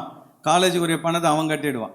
அப்போது பெற்றோர்கள் சின்ன வயதிலிருந்தே அந்த பிள்ளைகளுக்கு அந்த சேமிப்பு முறையை கற்றுக் கொடுக்கணும். இன்னொன்று சொல்லிக் கொடுக்கணும். எவ்வளோ கஷ்டம் வந்தாலும் கடன் வாங்காத, ஆண்டவர்கிட்ட ஜெபம் பண்ணு, உன் தேவைகளை கர்த்தரிடத்தில் சொல் என்று சொல்லி கடன் வாங்காமல் வாழ அவங்களுக்கு கற்றுக் கொடுக்கணும். சில பொருட்களை பார்த்த உடனே வாங்கணும்னு அவங்க துடிக்கும் பொழுது அவங்களுக்கு சொல்லிக் கொடுங்க. வெயிட், பொறுமகனே, பொறுமகளே, நீ ஜெபம் பண்ணு, ஏற்ற நேரத்தில் வாங்க கர்த்தர் உதவி செய்வார் என்று காத்திருக்க அவர்களுக்கு கற்றுக் கொடுங்க. பிள்ளைங்க அடம்பிடிச்சு கேட்டாங்கன்னா எதையும் வாங்கி கொடுக்காதீங்க. வீட்டில் ஒரு ரூல்ஸ் போடுங்க. பிள்ளைகளுக்கு சொல்லிடுங்க, நீ அழுது அடம்பிடிச்சு ஆர்ப்பாட்டம் பண்ணினா அப்பா அம்மா உனக்கு எதுவும் கொடுக்க மாட்டோன்னு சொல்லி சின்ன வயசுலேயே கற்றுக் கொடுத்துட்டிங்கன்னா அந்த பிள்ளைங்க அடம்பிடிக்கிற பழக்கத்தை விட்டு விடுவார்கள். எத்தனை பேர் நான் சொல்வது புரிகிறது? நம்முடைய சபையை கட்டி கொடுத்த மைக்கேல், அவங்க அப்பா மிகப்பெரிய கோடீஸ்வரர், உங்களுக்கு தெரியும். சின்ன வயதில் ஒரு நாள் ஒரு 6-7 வயசில் தன்னுடைய 2 பையன்களையும் பொருள் காட்சிக்கு கூட்டிகிட்டு போனாராம். அப்போது பலூன் ஒருத்தன் விற்றுட்டு வந்துட்டுருக்குறான். அந்த பலூனை பார்த்த உடனே பிரதர் மைக்கேல் என்ன பண்ணியிருக்கார்? டேடி எனக்கு ஒரு பலூன் வாங்கி கொடுங்கன்னு சொல்லியிருக்கிறார். அந்த அப்பா நினச்சிருந்தா அந்த பலூன் கடையவே வாங்கி என்ன பண்ணியிருப்பார்? கொடுத்துருப்பார். அவர்கிட்ட அவ்வளோ பணம் இருக்கிறார். அவர் என்ன சொன்னார்? பொறுமகனேன்னு சொல்லியிருக்கிறார். வெயிட் அப்படின்னு உடனே பிரதர் மைக்கேல் அழ ஆரம்பிச்சிட்டாராம். இல்லை, எனக்கு இப்போவே வாங்கி கொடுங்க அப்படின்னு சொல்லி ஒரே அழுகை. அப்போ அவங்க அப்பா சொன்னாராம், நீ இன்னைக்கு அழுததினால் உனக்கு பலூன் கிடையாது அப்படின்னு சொல்லி வீட்டுக்கு வர வரைக்கும் அவர் அழுது பார்த்தாராம். அவங்க அப்பா கடைசி வரைக்கும் என்ன பண்ணல? பலூன் வாங்கி கொடுக்கவே இல்லை. அன்னைக்கு அவர் புரிந்து கொண்டார், நம்ம அழுது அப்பா அம்மா கிட்ட காரியத்தை சாதிக்க முடியாதுன்னு கற்றுக்கொண்டார். உங்கள் மனதை கல்லாக்கி கொண்டு சின்ன வயதில் பிள்ளைகளுக்கு சில நல்ல குணங்களை நீங்கள் கற்றுக் கொடுக்காவிட்டால் அந்த பிள்ளைங்க அழுது அடம் பிடித்து உங்கள் மனதை மாற்றி அவங்க விரும்பினதை சாதித்து கொள்வார்கள். அப்போ ஒரு பொருள் கிடைக்கிற வரை காத்திருக்கணுன்றத பிள்ளைகளுக்கு சின்ன வயதிலேயே நீங்கள் கற்றுக் கொடுத்து விடுவீர்கள் என்றால் அந்த பிள்ளைகள் பொறுமையை கற்றுக்கொள்வார்கள், கர்த்தருடைய சமூகத்தில் காத்திருக்க கற்றுக்கொள்வார்கள். ஒரு அல்லேலூயா சொல்லலாமா? நேரம் கடந்து போகிறது. கடைசியாக ஒன்றை சொல்லி முடிக்கிறேன். ஒரு குழந்தையை பொருளாதாரத்திலே அந்த பிள்ளையை பழக்குவிக்க ஐந்தாவது நாம் கற்றுக் கொடுக்க வேண்டிய சத்தியம், தேவனுக்கு கொடுக்க கற்றுக் கொடுக்க வேண்டும். A parent should teach their children to give to God. தேவனுக்கு கொடுக்கணுன்றதை சின்ன வயதிலிருந்தே அந்த பிள்ளைகளுக்கு சொல்லிக் கொடுத்து விட வேண்டும். யோவான் 6வது அதிகாரம் 9வது வசனத்திலே ஒரு சிறு பையனை குறித்து நம்ம பார்க்கிறோம். எல்லோரும் சேர்ந்து அந்த வசனத்தை வாசிங்க பார்க்கலாம். இங்கே ஒரு பையன் இருக்கிறான். இங்க ஒரு சின்ன பையன் இருக்கிறான். அவன் கையில் 5 வாற்கோதுமை அப்பங்களும் 5 வாட்கோதுமை பார்லி அப்பங்களும் 2 மீன்களும் உண்டு. 2 மீன்களும் உண்டு. ஆனாலும் அவைகள் இத்தனை ஜனங்களுக்கு எம்மாத்திரம் என்றான். போன வாரம் கூட நான் சொன்னேன், 5 அப்பம் 2 மீன்கள் ஒரு சின்ன பையன் வச்சிருந்தான். உங்க பையன்கிட்ட வந்து அந்த 5 ரொட்டி இருக்குதுன்னு வச்சுக்கிடுங்க. ஏசப்பா கேட்குறாரு, குர்ரானா என்ன பண்ணுவான்? நான் கொடுக்க மாட்டேன், இது எனக்காக எங்கள் மம்மி கொடுத்ததுன்னு சொல்லுவான். ஆனால் அந்த சின்ன பையனை பாருங்க, ஆண்டவர் இயேசு கேட்குறாருன்னு உடனே அத்தனையும் கொடுத்துட்டான். 5 அப்பம் 2 மீன்களை கொடுத்து விட்டான். கொடுத்த அந்த 5 அப்பத்தை 2 மீன்களையும் 5000 பேருக்கு ஆண்டவர் கொடுத்தது மாத்திரமல்ல, 12 கூடைகள் மீதி எடுக்க கர்த்தர் அவனுக்கு உதவி செய்தார். நிச்சயமா நான் நினைக்கிறேன் அந்த பையனுக்கு ஒரு கூடையாவது ஆண்டவர் கொடுத்துருக்க மாட்டாரா? அவன் கொடுத்தது 5 அப்பம், வீட்டுக்கு எடுத்துட்டு போனது ஒரு கூடை நிறைய கொண்டு போயிருப்பான். ஏன் இதை சொல்கிறேன் என்றால், சின்ன பிள்ளைகளுக்கு சின்ன வயதிலிருந்தே கொடுக்கணுன்றத பெற்றோர்கள் கற்றுக் கொடுக்கணும். அந்த பிள்ளைங்களுக்கு நீங்கள் சாக்லேட் வாங்கி கொடுப்பீங்க, டேடிக்கு கொடுன்னா அது கொடுக்காது. உடனே சந்தோஷமாக, பார்த்தியா என் பிள்ளை எப்படி ஏமாத்துறது பார்த்தியான்னு பேரண்ட்ஸ் சந்தோஷப்படுவாங்க. அப்படி சந்தோஷப்படாதீங்க. கொடுப்பதற்கு அந்த பிள்ளைகளுக்கு கற்றுக் கொடுங்க. நீ அப்பா தானே உனக்கு வாங்கி கொடுத்தேன், கொடுன்னு சொல்லி பிள்ளைகளுக்கு வாங்கி அந்த கொடுக்கிற பழக்கத்தை ஏற்படுத்துங்க. அடுத்த வாரத்துலேருந்து சண்டே ஸ்கூல் துவங்குகிறது. பிள்ளைங்களுக்கு காணிக்கை கொடுத்து பழக்குங்கள். மம்மி நான் சண்டே ஸ்கூலுக்கு காணிக்கை கொடுக்கணுன்னே பேக்கை திறந்து தேர்றது 4 நாள் கிடைக்குமா 8 நாள் கிடைக்குமா? நல்ல வேலை அதெல்லாம் கவர்மெண்ட் பேன் பண்ணான். கொஞ்சம் நல்லா தாராளமாக பிள்ளைகளுக்கு கொடுத்து அப்பாவுக்கு கொடுப்பான்னு சொல்லி பிள்ளைங்களை சின்ன வயசுலேருந்தே பழக்குவீங்க. அதுபோல் 3 உண்டியல் சொன்னேன் இல்லையா? அதில் கர்த்தருக்குன்ற உண்டியலில் மாதம் ஒரு முறை அதில் சேர்ந்துருக்கிறத பிள்ளைங்க கையில் கொடுத்து தசமபாகம் கவரில் போட்டு கர்த்தருக்குன்னு சொல்லி கொடுக்க பழக்குவீங்க. அப்படி சின்ன வயதிலிருந்தே அவர்கள் கர்த்தருக்கு கொடுக்க துவங்கி விட்டால் ஆண்டவர் அவர்களுக்கு பல மடங்கு திரும்ப கொடுத்து விடுவார். எத்தனை பேர் அதை விசுவாசிக்கிறீங்க? நான் நாத்திகனாக இருந்த நாட்களில் ஒரு நாள் நான் கடையில், ஒரு லீவு நாள் சாட்டர்டே கடையில் இருக்கிறேன். எங்கள் அப்பா என்ன பண்ணுறாரு, கொத்தா சில்லறைகள், அப்போல்லாம் சில்லறை தான் கடையில் நிறைய வரும் கிராமத்தில், அப்படியே அள்ளி ஒரு பிளாஸ்டிக் பையில் வச்சு கட்டுறார். என்ன பண்ண போகிறீங்கப்பா அப்படின்னு கேட்டேன். நான் இதை சர்ச்சுக்கு கொடுக்க போகிறேன்னார். எனக்கு நாத்திகன், கடவுள் இல்லைன்னு சொல்கிறார் இல்லையா, எனக்கு அப்படியே கோபம் பற்றிட்டு வருது. இவர் என்ன முட்டாளாக இருக்கிறாரு, கஷ்டப்பட்டு நம்ம சம்பாதிக்கிறோம், அப்படியே அள்ளிட்டு போய் சர்ச்சில் கொண்டு போய் கொட்டுறாருன்னு சொல்லி மனசுக்குள்ளே அவரை திட்டுறேன். சின்ன பையன், என்னால் அவரை திட்டுறதுக்கு தைரியமும் கிடையாது. ஆனால் தேவனுடைய பிள்ளைகளே, அதே வாலிப வயதிலே 17 வயதில் கர்த்தர் என்னை ரட்சித்த பொழுது தசமபாகம் போன்ற சத்தியங்களை கற்றுக்கொண்ட பின்பு நான் முதல் முறை வேலை போகிறேன். சென்னையில் திருவொற்றியூரில் இருக்கிற அந்த என்ஃபீல்ட் கம்பெனியில் தான் நான் அப்ரெண்டிஸாக 1 இயர் ஒர்க் பண்ணுறேன். எனக்கு முதல் மாதம் கையில் வந்த சம்பளம் 380 ரூபாய். அதை நான் என்ன பண்ணேன், அப்படியே கொண்டு போய் சபையில் முதற் பலன் காணிக்கை சபைக்கு கொடுத்தேன். அப்போ எங்கள் ஃபேமிலி ரொம்ப வறுமையில் இருக்கிறது, கொடுத்த தகப்பன். ஆனால் அப்பா அவர் என்ன சொல்கிறார், மகனே வீட்டில் ரொம்ப கஷ்டமாக இருக்குது, நீ அந்த தசமபாகத்தை மாத்திரம் கொடுத்துட்டு மீதியை வீட்டு செலவுக்கு கொடுன்னு சொன்னார். இல்லைப்பா, நீங்கள் தான் கொடுப்பதில் எனக்கு முன்மாதிரியாக இருந்தீங்க, ஆகினால என்னுடைய முதல் சம்பளத்தை நான் கர்த்தருக்கு தான் தருவேன்னு சொல்லி அதை கர்த்தருக்கு கொடுத்தேன். இன்றைக்கு வரை தேவனுக்காக விதைக்கும்படி கர்த்தர் இந்த கரத்தை ஆசீர்வாதமாய் வைத்திருக்கிறார். அல்லேலூயா.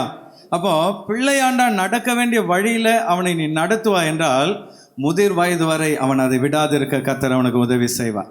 5 சத்தியங்களை பிள்ளைகளுக்கு கற்றுத்தரும்படி உங்களுக்கு சொல்லியிருக்கிறேன். நிச்சயமாக இதை உங்கள் பிள்ளைகளுக்கு கற்றுக் கொடுப்பீங்கன்னா நான் நிச்சயமாய் சொல்லுகிறேன், அடுத்து ஒரு 5 வருஷம் 10 வருஷம் கழித்து உங்கள் பிள்ளைகள் ஆசீர்வாதமான நிலையில் இருப்பாங்க. அப்போ சொல்வீங்க, பாஸ்டர் அன்றைக்கு கொடுத்த செய்தினால தான் இன்றைக்கு என் பிள்ளைகள் ஆசீர்வாதமாக இருக்கிறார்கள். அல்லேலூயா. எல்லாரும் எழும்பி நின்று கரங்களை தட்டி கர்த்தரை எல்லாரும் ஸ்தோத்திரம் பண்ணுவோம். ஆண்டவரே, சத்தியத்தை கேட்கிறவர்களாய் மாத்திரமல்ல அதன்படி செய்கிறவர்களாய் வாழ கர்த்தர் எங்களுக்கு உதவி செய்வீராக.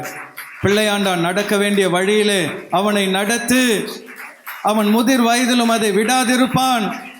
சின்ன பிள்ளைங்க, வாலிப பிள்ளைங்க எல்லாரும் கரங்களை தட்டி எல்லாரும் கர்த்தரை ஸ்தோத்திரம் பண்ணுங்க. பெற்றோர்கள் எல்லாரும் கர்த்தரை ஸ்தோத்திரம் பண்ணுங்க. ஆண்டவரே, நீர் எங்களுக்கு கொடுத்த பிள்ளைகளுக்காக நன்றி, நீர் கொடுத்த சுதந்திரத்துக்காக நன்றி. ஹல்லேலூயா. கொஞ்சம் நல்லா எல்லாரும் சேர்ந்து ஆண்டவரை ஸ்தோத்திரம் பண்ணுவோமா? வெளியில உள்ள இருக்கிற எல்லாரும், கர்த்தாவே உம்மை நாங்கள் துதிக்கிறோம் துதிக்கிறோம் துதிக்கிறோம். என் பிள்ளையை உமக்காக நான் வளர்ப்பேன் ஆண்டவரே. கர்த்தருக்கேற்ற போதனையிலும் சிக்ஷையிலும் நான் அவர்களை வளர்ப்பேன் ஆண்டவரே. ஹல்லேலூயா ஹல்லேலூயா. நேர்மையை பிள்ளைகளுக்கு சொல்லிக் கொடுங்க. எல்லாரும் சொல்லுங்க, என் பிள்ளைகள் நேர்மையாய் வாழ கற்றுக் கொடுப்பேன்பா. நான் அவங்களுக்கு ஒரு நல்ல ரோல் மாடலா இருப்பேன்பா. ஆண்டவர் எங்களை நடத்தி வந்த பாதைகளை அடிக்கடி பிள்ளைகளுக்கு எடுத்து சொல்வாண்டவரே. உழைப்பின் அவசியத்தை நான் கற்றுக் கொடுப்பேன் ஆண்டவரே. சின்ன வயதிலிருந்தே அது என் பிள்ளைகளுக்கு வீட்டு வேலைகளை பகிர்ந்து கொடுத்து, உழைப்பது இழிவல்ல, எந்த வேலையும் இழிவான வேலை அல்ல என்பதை அவர்களுக்கு கற்றுக் கொடுப்பேன் ஆண்டவரே. ஹல்லேலூயா. சம்பாதிக்க பிள்ளைகளுக்கு கற்றுக் கொடுக்க வேண்டும்.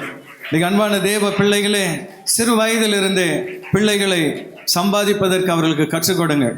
எல்லாரும் வலது கரத்தை உயர்த்தி தேவ சமூகத்திலே கரங்களை அர்ப்பணித்து, ஆண்டவரே என் கரங்களை ஆசீர்வதிப்பீராக, என் பிள்ளைகளின் கரங்களை ஆசீர்வதிப்பீராக. ஆண்டவரே, இந்த கைகள் சோம்பலின் அப்பத்தை சாப்பிடாதபடி, ஹல்லேலூயா, பிரயாசப்பட்டு உழைக்க என் பிள்ளைகளுக்கு ஆண்டவரே உழைப்பின் முக்கியத்துவத்தை கற்றுக் கொடுக்க, சம்பாதிப்பதின் அவசியத்தை கற்றுக் கொடுக்க கர்த்தர் உதவி செய்வீராக.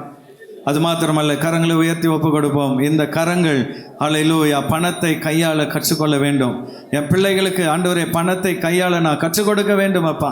தசமபாகம் கொடுக்க, சேமிக்க, இருக்கிற பணத்துக்கு இருக்கிற கையிருப்பிலே செலவை ஆண்டவரே நாங்கள் கட்டுப்படுத்த எங்கள் பிள்ளைகளுக்கு கற்றுக் கொடுக்க உதவி செய்வீராக. எல்லாவற்றுக்கும் எல்லாம் 2 கரங்களையும் உயர்த்தி ஆண்டவர் சமூகத்தில் நம்மை ஒப்பு கொடுப்போம். எங்கள் கரங்கள், எங்களின் பிள்ளைகளின் கரங்கள் கர்த்தருடைய ராஜ்யத்துக்காக கொடுக்கிற கரங்களாய் மாறணும் ஆண்டவரே. ஹல்லேலூயா. 5 அப்பம் 2 மீனை கொடுத்த அந்த சிறு பையன் 12 கூடை நிறைய எடுத்தானே. இன்றைக்கு ஆண்டவரே, நாங்கள் தேவ ராஜ்யத்துக்காக விதைக்கிற கரங்களாய் எங்கள் கரங்களை மாற்றுவீராக.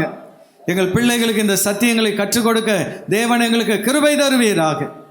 ஹல்லேலூயா. திருவசனத்தை கேட்கிறவர்களாய் மாத்திரமல்ல, அதன்படி செய்கிறவர்களாயும் இருங்கள். ஏதோ பாஸ்டர் பிரசங்கம் பண்ணார், நான் கேட்டேன், அதோட முடிஞ்சதுன்னு நினைக்காதீங்க. கேட்ட இந்த சத்தியங்களின்படி வாழ முதல்ல உங்களை ஒப்பு கொடுங்க. 2வது உங்கள் பிள்ளைகளை ஒப்பு கொடுங்க. எத்தனை பேர் ஆண்டவரே இந்த சத்தியங்களின்படி என் பிள்ளைகளை வளர்க்க என்னை அர்ப்பணிக்கிறேன் என்று அர்ப்பணிக்க விரும்புகிறீர்கள்? அப்படிப்பட்டவர்கள் கரங்களை உயர்த்துங்கள். உங்களுக்காக நாங்கள் ஜெபிக்க போகிறோம். கேட்ட இந்த சத்தியத்தின்படி என் பிள்ளைகளை நாங்கள் நடத்துவோம் ஆண்டவரே, என் பிள்ளைகளுக்கு நாங்கள் கற்றுத்தருவோம் ஆண்டவரே. கண்களை மூடி நம்மை அர்ப்பணித்து நாம் ஜெபம் பண்ணுவோம். அன்பின் பரலோக பிதாவே, அப்பா இந்த வேலையிலும் கூட நன்றியோடு உம்மை ஸ்தோத்தரிக்கிறோம். நீர் எங்களோடு பேசி நம்முடைய வார்த்தைகளுக்காக ஸ்தோத்திரம். அப்பா, பிள்ளைகளுக்கு பொருளாதாரத்தை குறித்து கற்றுக் கொடுப்பது எப்படி என்று ஆண்டவரே இந்த ஆலோசனைகள் எங்களுக்கு கொடுத்தீரே, உமக்கு நன்றி செலுத்துகிறோம். அப்பா, ஒவ்வொரு பெற்றோரும் தகப்பனே தங்களுடைய பிள்ளைகளுக்கு ஒரு முன்மாதிரியாக ஒரு வாழ்க்கை வாழ நீர் எடுத்து பயன்படுத்துவீராக. ஞானத்தினால் நிரப்பும்படியாய் நாங்கள் செபிக்கிறோம் அப்பா.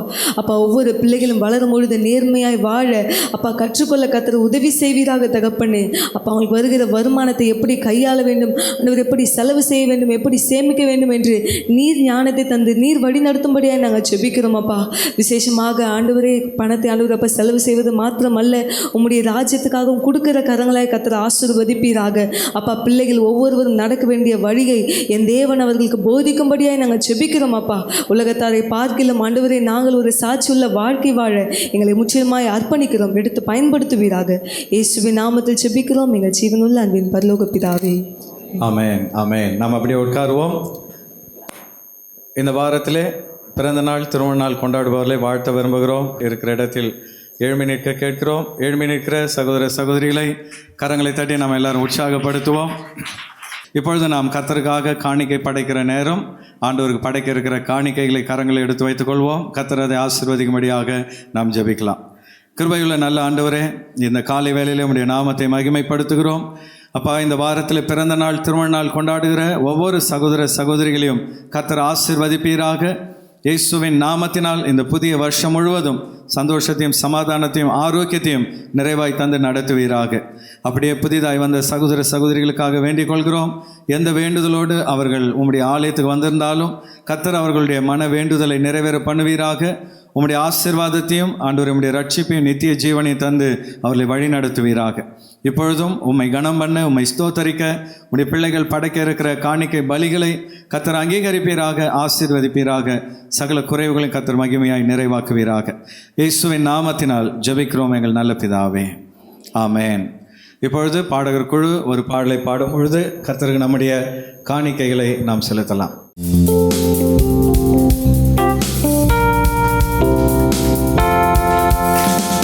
இதயமே நீ பாடு, சுகம் கொடுத்தாரே, பலன் அளித்தாரே, நம் தேவன் செய்த நன்மைக்காக. இதயமே நீ பாடு, சுகம் கொடுத்தாரே, பலன் அளித்தாரே, நம் தேவன் செய்த நன்மைக்காக. இதயமே நீ பாடு, எல்லா தீங்குக்கும் விலக்கி என்னை கண்ணின் மணி போல் காத்தாரே. எல்லா தீங்குக்கும் விலக்கி என்னை கண்ணின் மணி போல் காத்தாரே. தூங்காமல் உறங்காமல் நேரமும் அருகில் இருந்து பார்த்தாரே. தெய்வமேசு, காண்கின்ற தெய்வமேசு. இதயமே நீ பாடு. ஒரு சில அறிவிப்புகளுக்கு பின்பு ஆராதனையை நாம் நிறைவு செய்வோம். இன்றைக்கு மாலையில் நமக்கு 6 மணிக்கு ஆத்துமாதாய பயிற்சியும் 7:15 சிசிஎல்டி பயிற்சியும் நடைபெறும். செவ்வாய்க்கிழமை காலை 10:30 மணிக்கு நமக்கு நற்செய்தி ஊழியம் உண்டு. இந்த முறை எல்லாரும் சபைக்கு வரும்படி உங்களை அன்பாய் கேட்கிறோம். நம்ம இல்லந்தோறும் நற்செய்தி என்கிற அந்த புதிய திட்டத்தின்படி திருவேற்காட்டில் இருக்கிற எல்லா வீடுகளுக்கும் சுவிசேஷ புஸ்தகத்தை நாம் கொடுக்க திட்டமிட்டிருக்கிறோம். அதற்காக நாம் ஜெபிக்க திட்டமிட வருகிற செவ்வாய்க்கிழமை எல்லா டீமும் சபைக்கு வரும்படி உங்களை அன்போடு கூட கேட்கிறோம். புதன்கிழமை மாலை 6 மணிக்கு நமக்கு ரூத் நகோமி குழுக்களும், வெள்ளிக்கிழமை காலை 10 மணிக்கு நமக்கு காலை 10:30 மணிக்கு சபையில் உபவாச ஜெபமும் நடைபெறும். வருகிற ஞாயிற்றுக்கிழமை நமக்கு மாதத்தின் முதல் ஞாயிற்றுக்கிழமை என்பதனால் கர்த்தருடைய பந்தி இருக்கும். ஆகவே ரட்சிக்கப்பட்டு ஞான ஸ்நானம் பெற்ற ஒவ்வொருவரும் கர்த்தருடைய பந்திக்கு ஆயத்தமாக வரும்படி உங்களை உற்சாகப்படுத்துகிறோம். அதே போலவே வருகிற வாரத்திலிருந்து சிறுவர் ஆராதனை துவங்க திட்டமிட்டிருக்கிறோம். ஆகவே இனி உங்கள் பிள்ளைகள் சபைக்கு வரும்பொழுது பிள்ளைகளை மாடிக்கு அனுப்பிச்சிருங்க. இந்த வாரத்திலே பிள்ளைகளை சொல்லிவிடுங்க, அடுத்த வாரத்திலிருந்து நீங்கள்லாம் மேலே மாடிக்கு போக வேண்டும் என்று. 8th ஸ்டாண்டர்ட் வரைக்கும் படிக்கிற பிள்ளைகள் மேலே நமக்கு சண்டே ஸ்கூல் போவாங்க. அதுக்கப்புறம் பிள்ளைகள் டீன் சர்வீஸ்க்கு வருவார்கள். ஆகவே வருகிற வாரத்திலிருந்து சிறுவர் ஆராதனைக்கு பிள்ளைகளை அனுப்ப உற்சாகப்படுத்துங்கள். அடுத்து ஒவ்வொரு வருடமும் நமக்கு குட் ஃப்ரைடே ஈஸ்டரை முன்னிட்டு ஒரு 40 நாள் விசேஷித்த ஜெபம் வைப்பது வழக்கம். நாம் லெந்து நாட்களை பின்பற்றுவதில்லை. நம்முடைய அசம்பிளிஸ் ஆஃப் காடில் அந்த நாட்களை எக்ஸாக்டாக பின்பற்றுவதில்லை. ஆனால் அந்த நாட்களிலே ஒரு 40 நாளை ஒதுக்கி தேவ சமூகத்திலே ஜெபிக்க, நம்முடைய தனிப்பட்ட தேவைகள், குடும்பம், சபை, தேசத்துக்காக ஜெபிக்க அந்த நாட்களை ஒதுக்குவது வழக்கம். அந்த ஜெபங்கள் மூலமாய் கர்த்தர் எத்தனையோ குடும்பங்களே பெரிய அற்புதங்களை செய்திருக்கிறார்.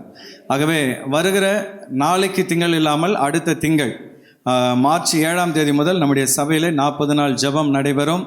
காலையில் 5 மணிக்கு முதல் ஜெபம், 10 மணிக்கு 2வது ஜெபம், மாலை 6:30 மணிக்கு 3வது ஜெபம். வருகிற வாரத்தில் அதை குறித்து மீண்டும் உங்களுக்கு ஞாபகப்படுத்துவோம். ஆகவே நீங்கள் ஜெபங்களில் பங்கெடுக்க ஆயத்தமாய் வரும்படி உங்களை அன்போடு கூட அழைக்கிறோம்.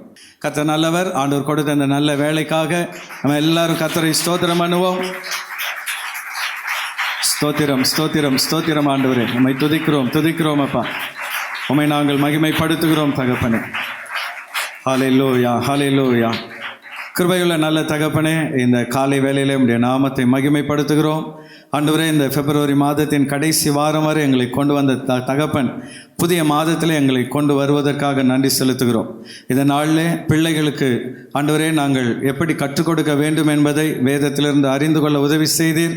இந்த சத்தியங்களை ஒவ்வொருவரும் தங்கள் குழந்தைகளுக்கு கற்றுக் கொடுக்க வருகிற நாட்களில் எங்களுடைய சபையில் இருக்கிற பிள்ளைகள் வளர்ந்து வாலிப பருவத்தில் வரும் பொழுது அவர்கள் கடனில் இருக்கிறவர்களாய் அல்ல, கடன் கொடுக்கிறவர்களாய் வாழத்தக்கதாக ஒவ்வொருவரையும் கர்த்தர் உயர்த்துவீராக.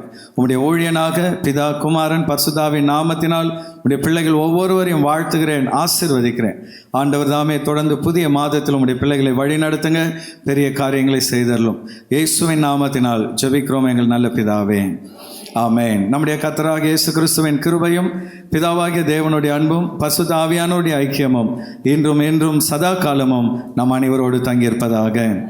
ஆமென். எல்லோரும் சேர்ந்து சொல்லுவோம். என் ஆத்துமாவே கர்த்தரை ஸ்தோத்தரி, என் ஆத்துமாவே கர்த்தரை ஸ்தோத்தரி, அவர் செய்த சகல உபகாரங்களையும் மறவாது. ஆமென், ஆமென். ஹல்லேலூயா, ஹல்லேலூயா, ஹல்லேலூயா. கர்த்தர் உங்களை யாவரையும் ஆசீர்வதிப்பாராக, கர்த்தர் உங்களை ஆசீர்வதிப்பாராக என்று சொல்லி ஒருவரை ஒருவர் வாழ்த்தி சமாதானத்தோடு கடன் செல்லுங்கள். Thank you and God bless you.